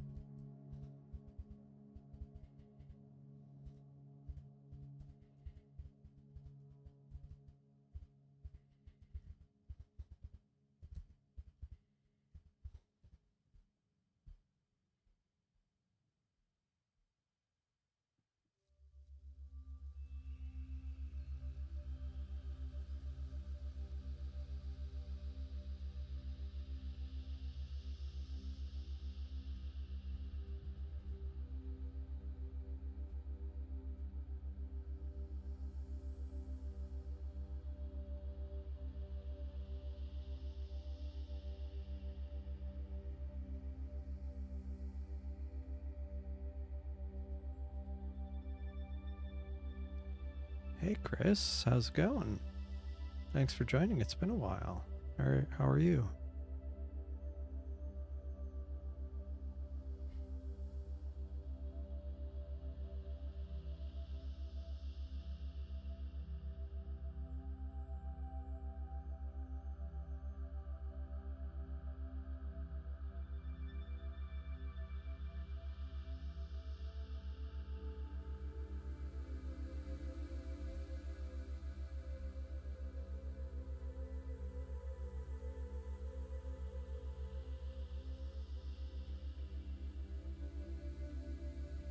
It's quite a few.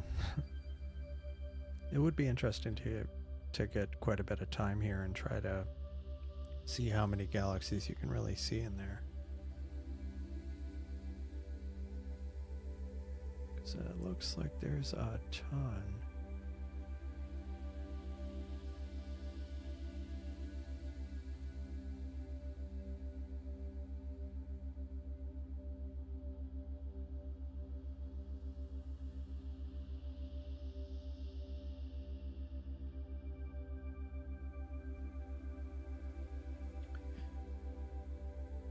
Like this one right here is a PGC from the PGC catalog.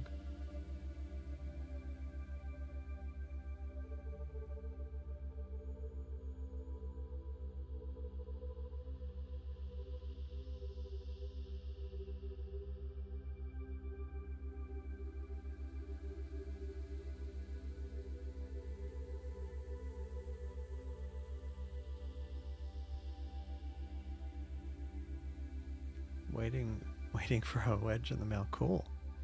Yeah, the sky. Can I full? Yeah. Well, let me go over here. It's pretty blazing there.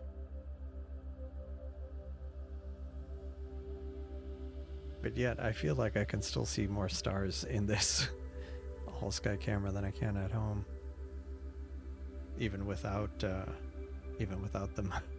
moon.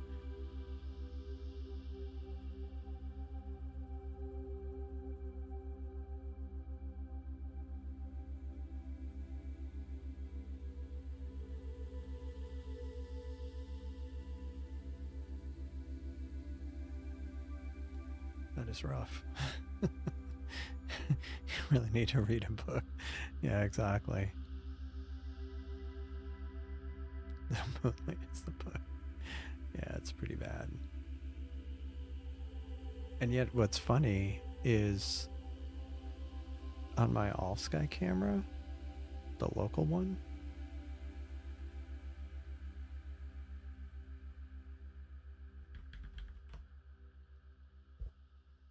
no.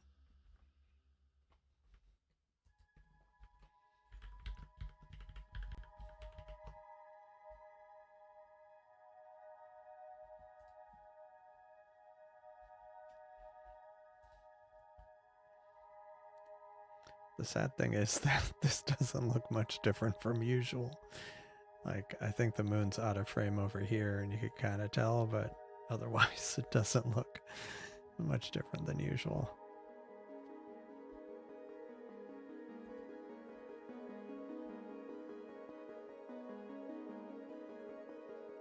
Do you have older all sky with the moon to show? Oh, you mean at Starfront? Yeah, I mean I have so I can go look at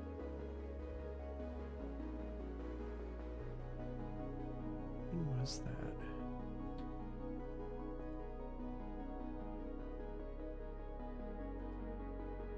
And that's the yep, and then the roof closed.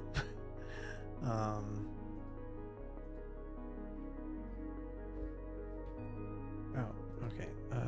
So it would have been March.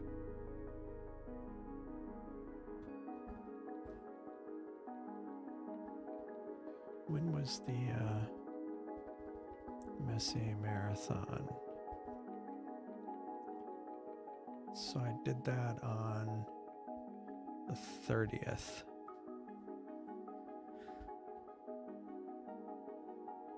So here's the time lapse. When I was doing the Messier Marathon, I think around 3 a.m. the clouds rolled in.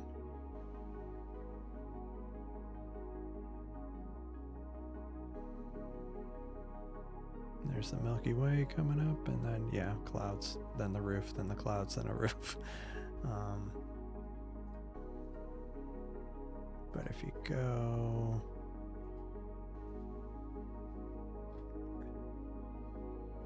and then the all sky is kind of cool. This the star trail is kind of cool.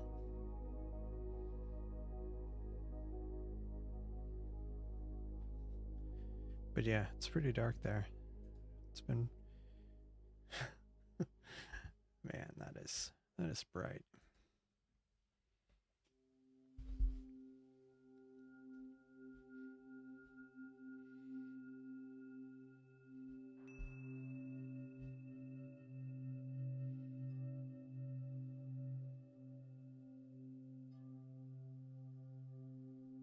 Yeah, it's like a code.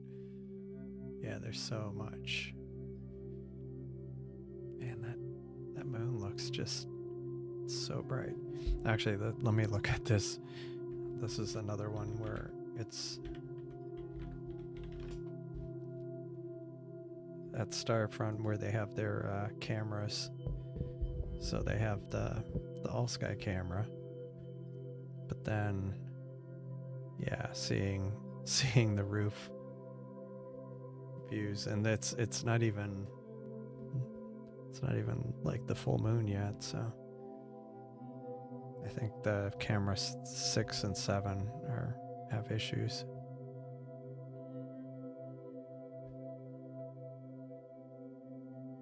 Looks like some of the frames going up on the other buildings. They're building 3 new buildings out there. Oh, hey. Hello, hello, Craig. Thanks for joining. This is, yeah, I'm at, it's cloudy here. Well, it was cloudy here, so I didn't put anything outside, but I'm running the Seestar at Starfront right now. And you can see my pier camera there with the blinding light. How's it going? How are you doing, Craig? Yeah. I mean, all things considered, the gradient isn't like any worse than I have at home on a normal day. Yeah. Good to hear that. Yeah. It's not any worse than it normally is. Or I should say, it's not even as bad as the gradient it is here on a moonless night.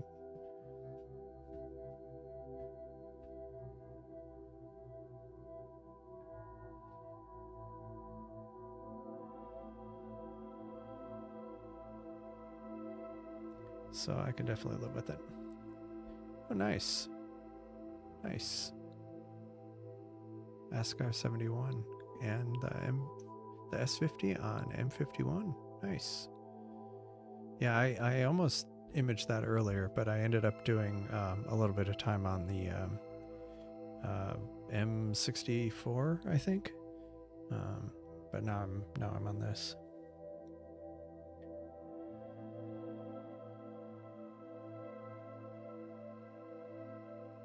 But yeah, M51's a nice one. Tweezers. Yeah, let me check that. Because that was an interesting...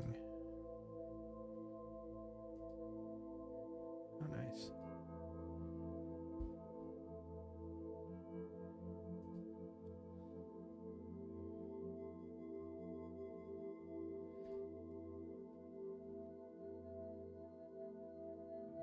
Yeah.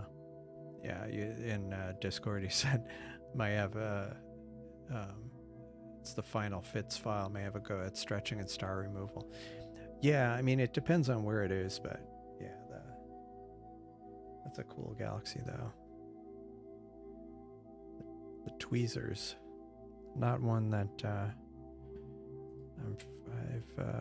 is that a fairly low latitude or low declination target? Like, how low is it?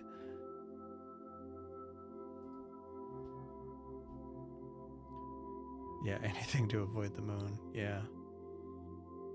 Nice. Yeah, pretty low. Okay. Just got the 71.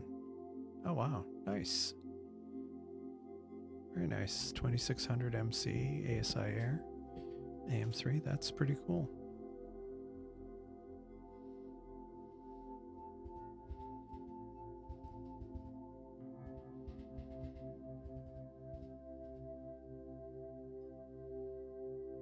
Oh yeah, the William.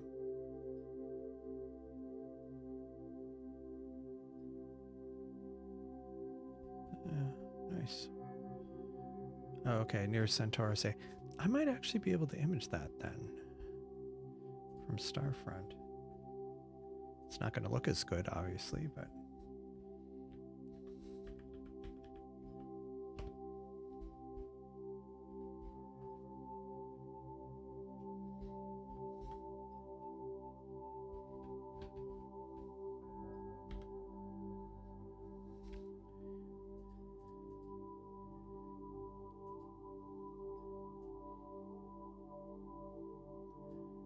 So it gets 10 whole degrees above the horizon here. So at Starfront, it would be like 9 or so. degrees. It's doable. Could be done. Could definitely be done. I mean, I was able to image Omega Centauri, which is only a little higher, and I was able to image Centaurus A. So around 1:30 in the morning, it'll be near the meridian, so I might try that. But again, I'll wait until the moon's out of the way.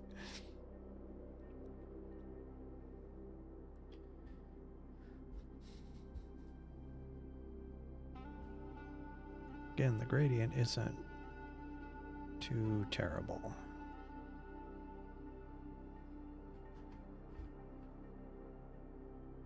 Yeah, only 20 minutes.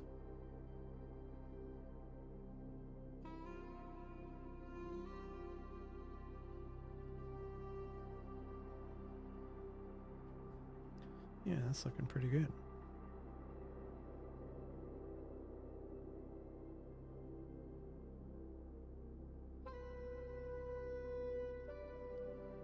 Got the reducer. Got the reducer too. Yeah.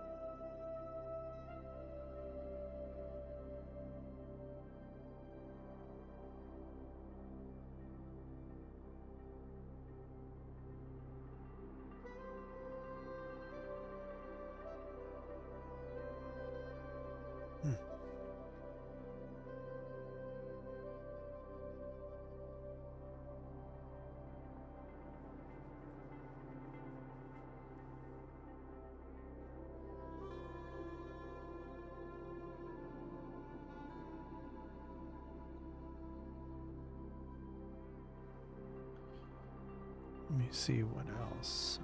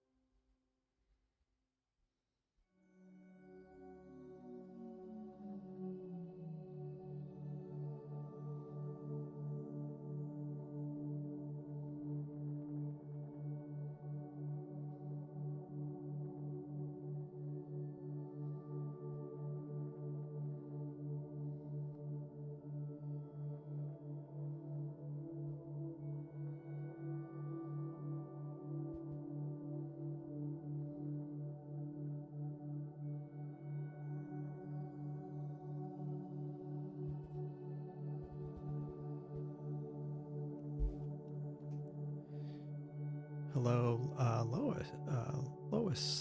Lewis. Sorry. Is this a Seestar S30? It's an S50. Tomorrow I'm going to be doing a live stream or Lois. Yeah, sorry.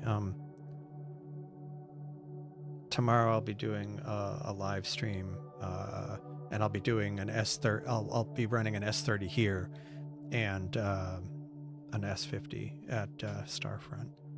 But right now it's just the S50.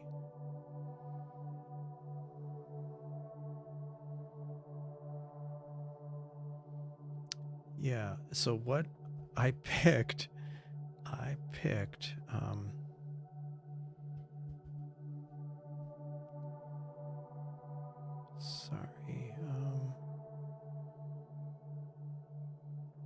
let me show you. Big ball glued to the screen. I picked this one. So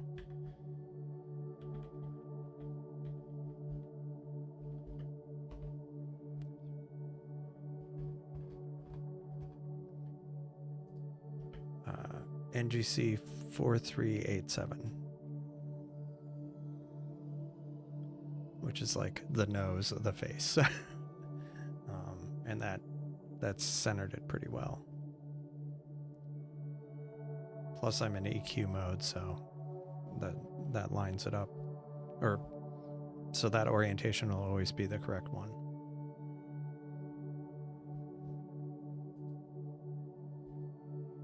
Or that'll be the orientation I'll get every time, I should say. My brain is not doing well. Yeah, it is definitely centered well. My brain is like messing up people's names, and my brain is not fully functional. Yeah, no, and like one of my aunts name was Lois. I should know better than that. My apologies. My brain's just fried. I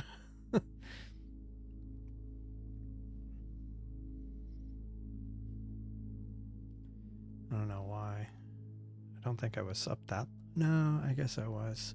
I think I'm just still on residual sleep deprivation from Friday and Saturday night. And not I was like programming. I wasn't doing anything exciting. So it's not like, yeah, nothing exciting.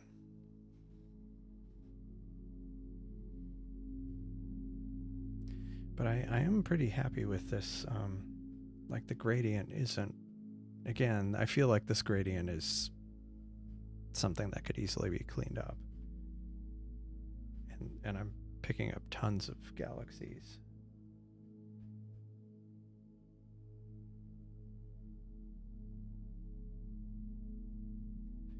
But yeah, go with NGC 4387. That is the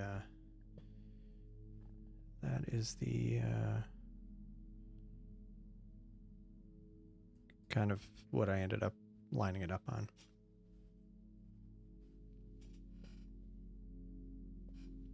Yeah, some pretty good detail in this.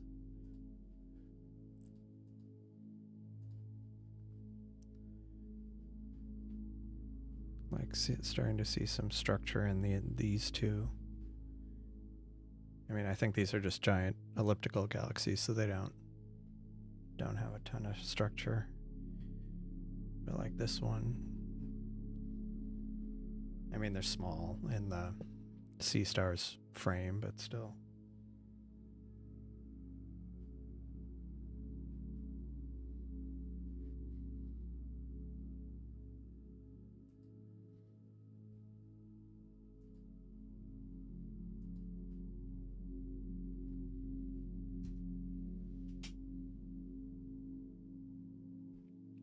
So that's a great question. The software for the marathon. The problem is I kind of built it as a server app, with a database and using AWS cloud storage. And it wouldn't be super hard to change it, but I'm trying to figure out the best way to change it, because some of it is a little custom to stuff I'm doing, but a lot of it isn't. So I had started another kind of project, actually 2 of them, and like I'd used some plate solving stuff for that marathon software, and it supports doing astrometry.net and local plate solving.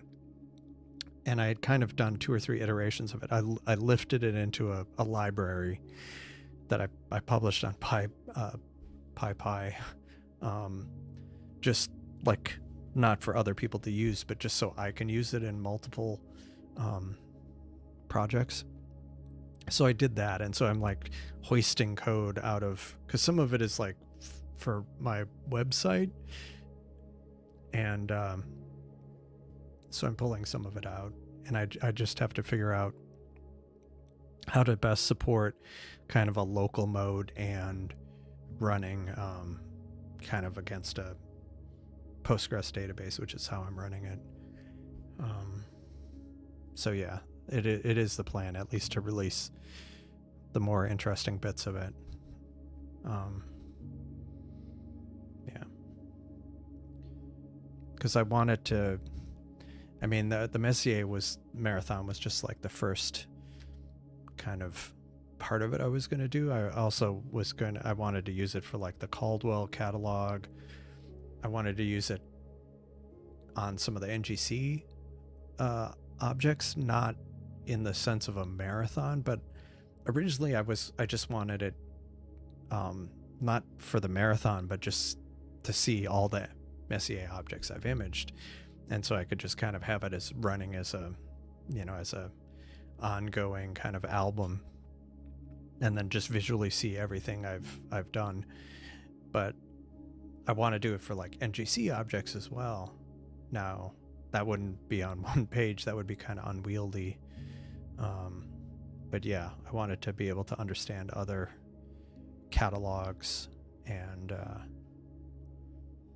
yeah, so it is the plan, but the problem is it's kind of weird code that's a little too tied to other stuff I'm doing.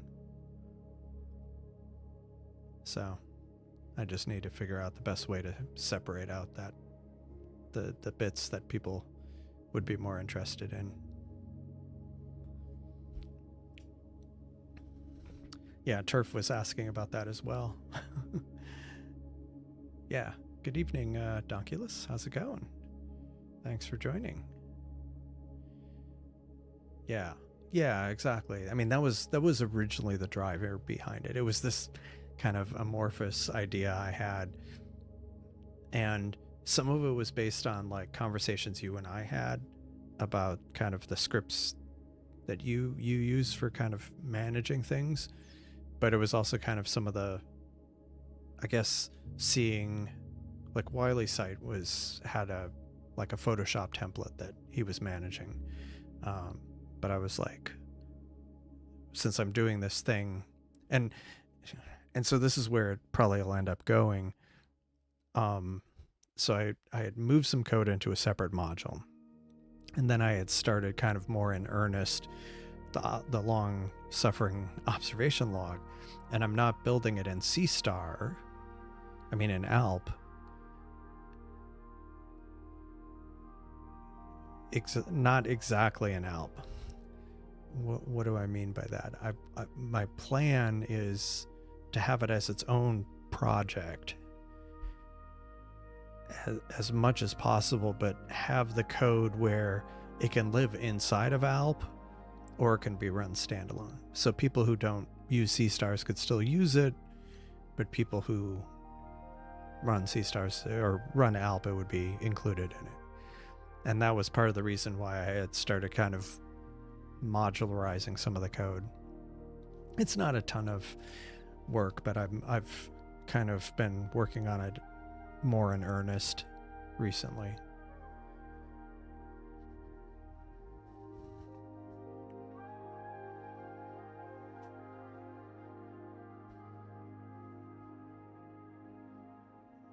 Yeah, everything up. I mean, I guess, like, I don't.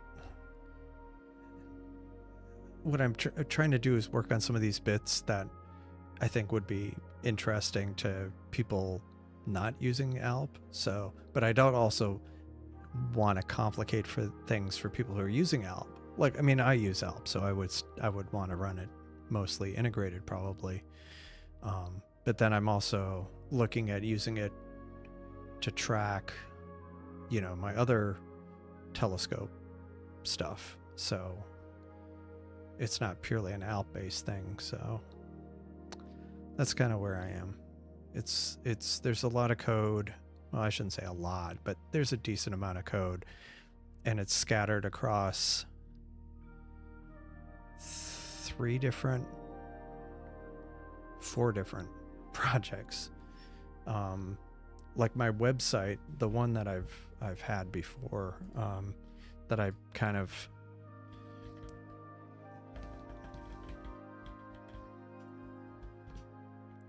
this is where I was saying, like, I don't want it to where some of it's tied to like my stuff. I was kind of intending it as a replacement for this website of mine, where I had started kind of doing, you know, like Messier objects and stuff, and this is all kind of but like one thing it did have is it had this ability to do it did the plate solving. Well, it didn't actually do the plate solving, and I wanted to redo it to do the plate solving. So as part of that code I wrote, it does the plate solving, it does the overlays, but they're not there all the time. There's actually a toggle so you can turn them off, not like this thing where it kind of mouses over. So it's either there or not, and you can control it with a toggle. So I was kind of intending it as a replacement of this, which is why it kind of is structured the way it is. But the problem is, this is like, again, it's like to be deployed to like an AWS instance kind of thing. So it's so I'm trying to find the code that makes the code that would be more generally interesting, and like lifting it into one or two other projects that have nothing to do with my website, and then making those and those are going to be freely available. At least that's what I'm working towards.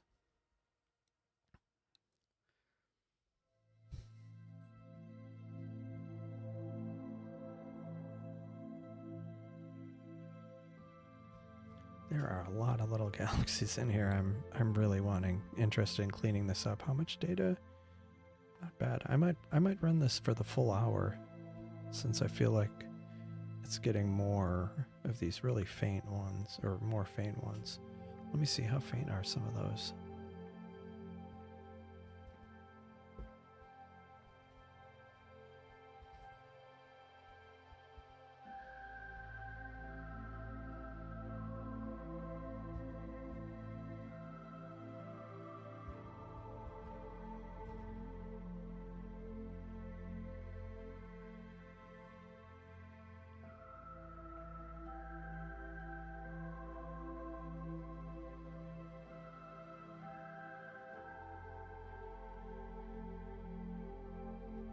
Fifteenth magnitude. 15th.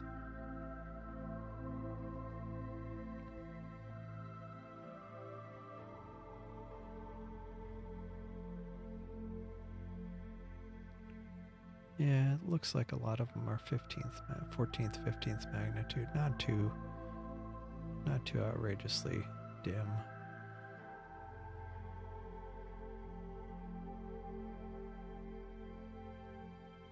Yeah, cool.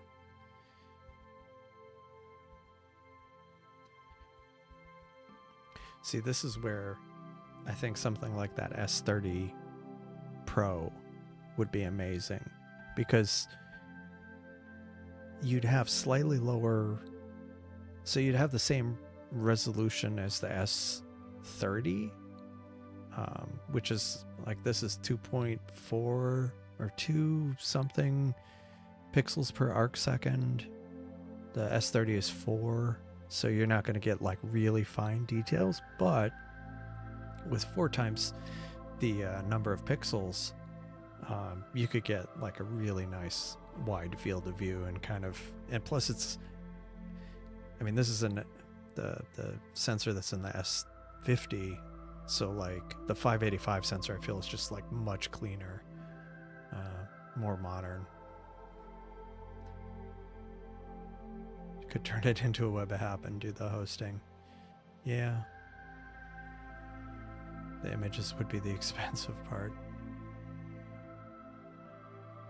Are you talking about like storing them? Yeah. Yeah, Astroban. Yeah, it does look pretty cool. Oh, that's too bad. Like you had some, was that last night? You had some pretty clear skies? Yeah, Graxbird will probably clean that up. And like I say, like this gradient is not bad. I get, and plus I get like these other kind of weird banding artifacts when I'm shooting from home, and when I shot this exact telescope from home, and I don't get any of that, even with the moon like blasting down. It's just crazy. That'll be, maybe I should bring out the S50 tomorrow, the local one, and try imaging this at the same time. Is it cooled? I didn't think it was cooled. Yeah, it should be. It should clean up nicely. Yeah, I didn't think that that in the S30 Pro, I didn't think that was cooled. If it was, then like I definitely want that, because cooled. I mean, the 585 I have is a cooled one, and I love it. I love it. Yesterday and Friday evening. Okay, yeah. I mean, yeah, I feel like you got a decent amount of data. I'm still kind of chewing through it with for Mark Harion's chain. It seems you definitely covered a bigger area than I, like, as I've been kind of bringing in the data. It's definitely a good area. Yeah, I don't know.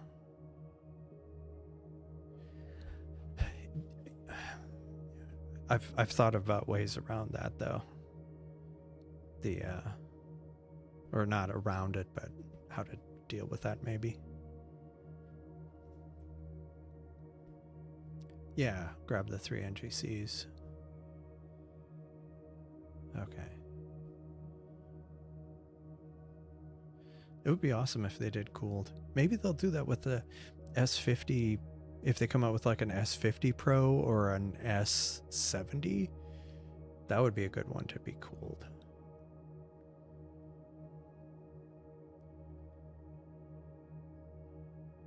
Yeah, but I mean, part of the reason, unfortunately, I can't bring it up on the screen easily, but I had written this, one of the scripts I had written as part of my, all the Astro stuff I was working on, was to, it basically takes all of the all the frames, and it graphs them on like a star chart, and they're like semi-transparent, so you can see where the data has accumulated more and where it's kind of more sparse, and so it is kind of interesting for these challenges. I ran it against, maybe I'll show that tomorrow if I can get the tech worked out here, but I had run it on the previous 2 Discord challenges we had, and it was kind of cool seeing kind of all the data and where it was, and yeah.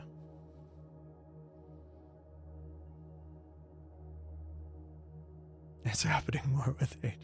That does happen. Yeah, exactly. S70 Pro EQ cooled. That would be awesome.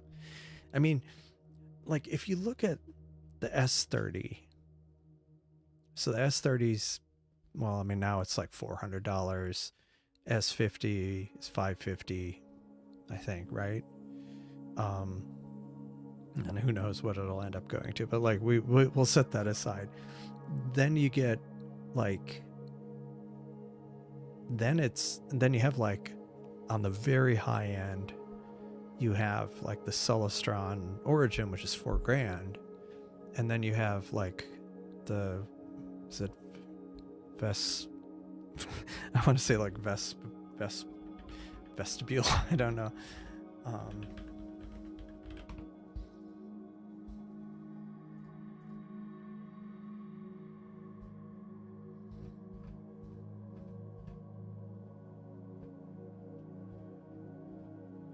Yeah, like the Vaonis, Unistellar, those are all like well over $1,000, like $2,000-$3,000,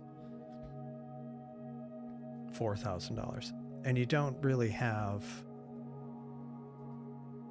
like I feel like they could have an S70 Pro cooled and it could be over $1,000, but it would still undercut everybody else, like those other brands. And it would be I mean, if you tally up the cost of a 70 millimeter and a 585 cooled, yeah, it would be over $1,000, but it still could be a good deal and portable and handy. Yeah. Yeah, no, and that's another thing. I haven't kind of gotten to that part yet. Right now I'm just trying to come up with the overall graph. And I have a few other ideas of things I want to add to it. That would be cool. Yeah, fast bit to the stars. Yeah.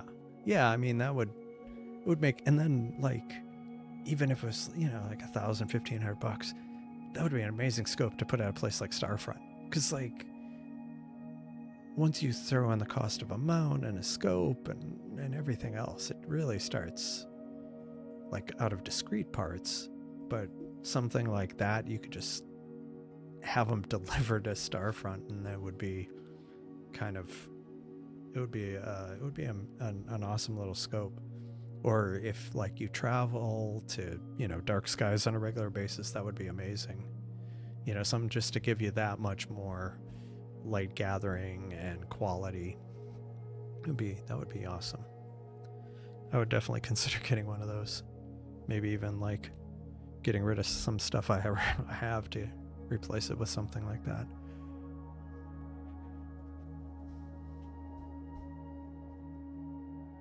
Yeah, this is coming together nicely. Yeah, so it's up to 47 minutes. I'll let it go to the full hour.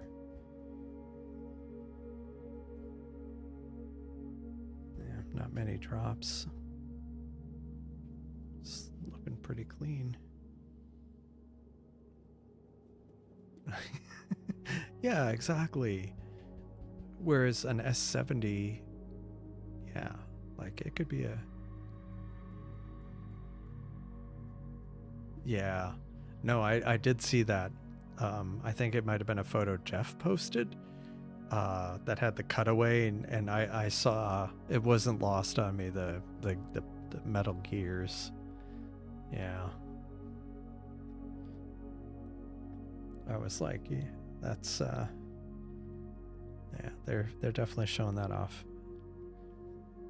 But yeah, it makes sense, especially at that price point. Sure, why not have a higher quality mount? So yeah, be interesting.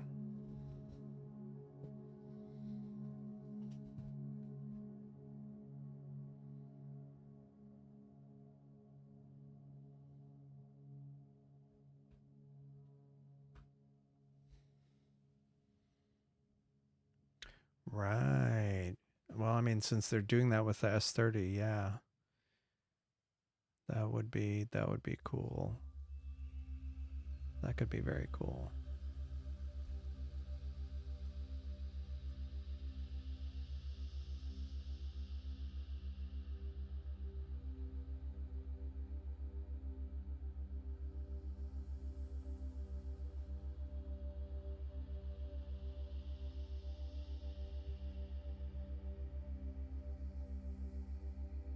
Yeah, I'm not hating this. It's pretty happy with that so far.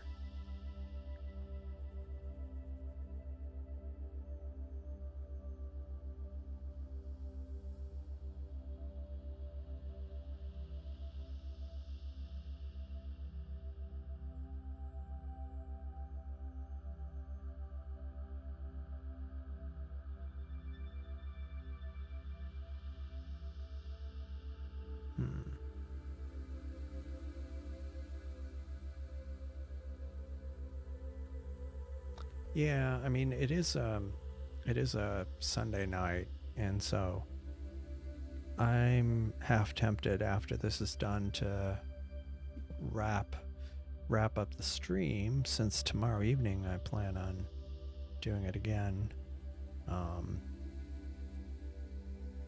So yeah, I think after this is done, I'll start wrapping it up. So in about 10 minutes. I mean, all things considered, given that this was a completely new setup that I hadn't streamed on yet before, it went reasonably smoothly. Now I didn't do I didn't do dual streaming tonight, or multi-streaming. I might do that tomorrow, because I plan on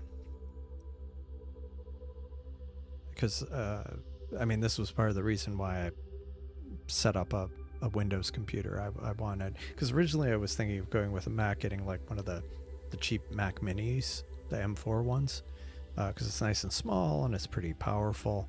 It would be plenty for like a dedicated streaming computer. But problem is I kept running across like, oh, this is a cool piece of software. And they never mentioned that it was Windows only until I went to the website, and I'm like, this is only Windows. Yeah. Yeah, exactly. Yeah, that would be interesting. Have the second sensor for guiding. That would be cool. That would really be pro, super pro. That'd be awesome.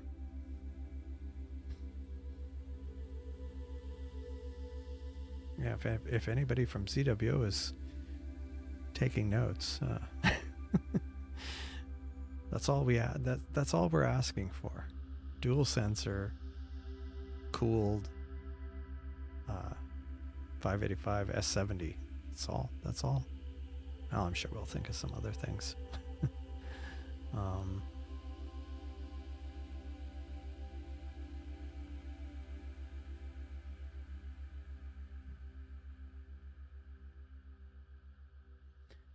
Yeah, and so one of the other things I need to not forget this upcoming week is I want to make sure I get the that asteroid that's the 8 Flora, as it goes through the by the Hamburger Galaxy, starting on, or as it approaches it on Wednesday. So so it's good that I have a few clear nights in a row, or at least it looks like as of now.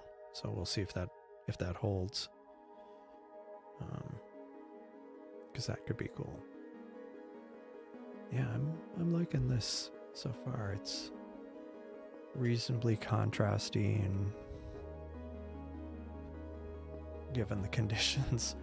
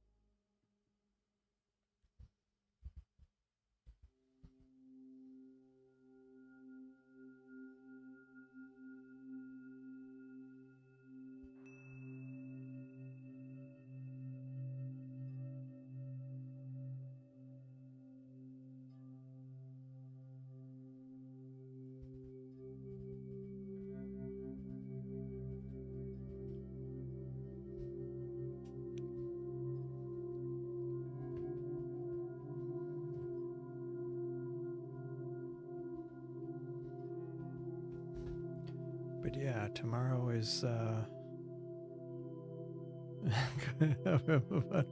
S50 70, or you could offer to test it out for him. That would be awesome.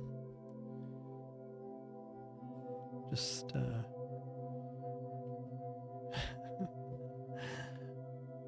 but yeah, tomorrow should be good. Tomorrow should be clear here and at Starfront. So I'll do at least the S30 here, S50 at Starfront. Whether I do the refractor or the other Seestar, I still have to figure that out. But in the meantime, I'll have the 2 Seestars going.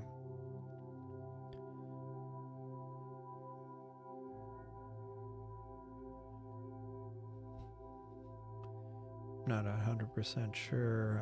I need to go look through my list before tomorrow to see what other targets I want to image. Because I think, yeah, just kind of working around the moon. There's a few I'm going to have to wait until the moon's kind of out of the way. When is the full moon?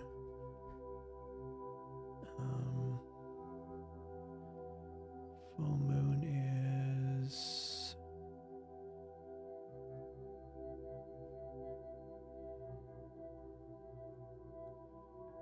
on Saturday. So after that, it will be getting more out of the way so I can go back to imaging the Dolphin Nebula.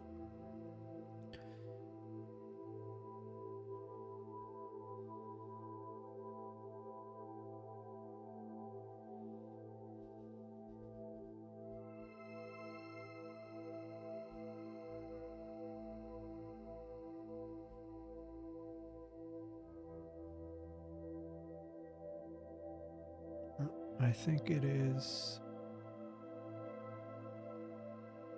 almost done.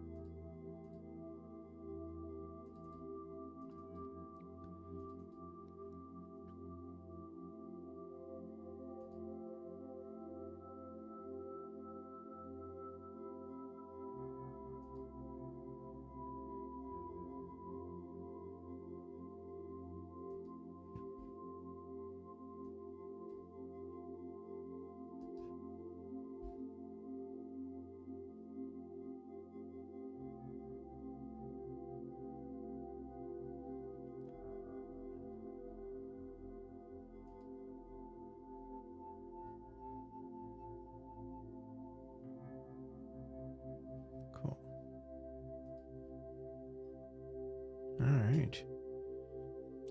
Well, that is now done.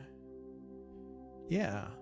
I'm actually thanks for joining Qubits. I'm actually think I'm done right now. Like I say, I'm planning on doing another live stream tomorrow. It's already midnight here, or almost midnight. And yeah, so I think I'll leave it at that. Thanks everybody for joining on this relatively short live stream. It's nice to be back after a few days of clouds, and hopefully I'll get a few days going forward. So yeah, good night, Stephen. And yeah, I'll 8:30 tomorrow, 8:30 p.m. U.S. Central. We'll do it again. Yeah, no, thanks for joining, Ben. And yeah, I'll leave it at that. And I actually didn't have the outro scene, but I actually was able to create it in OBS without switching to it. So I'm finally kind of able to do that. So thanks everybody for joining, and I will see you in the next one.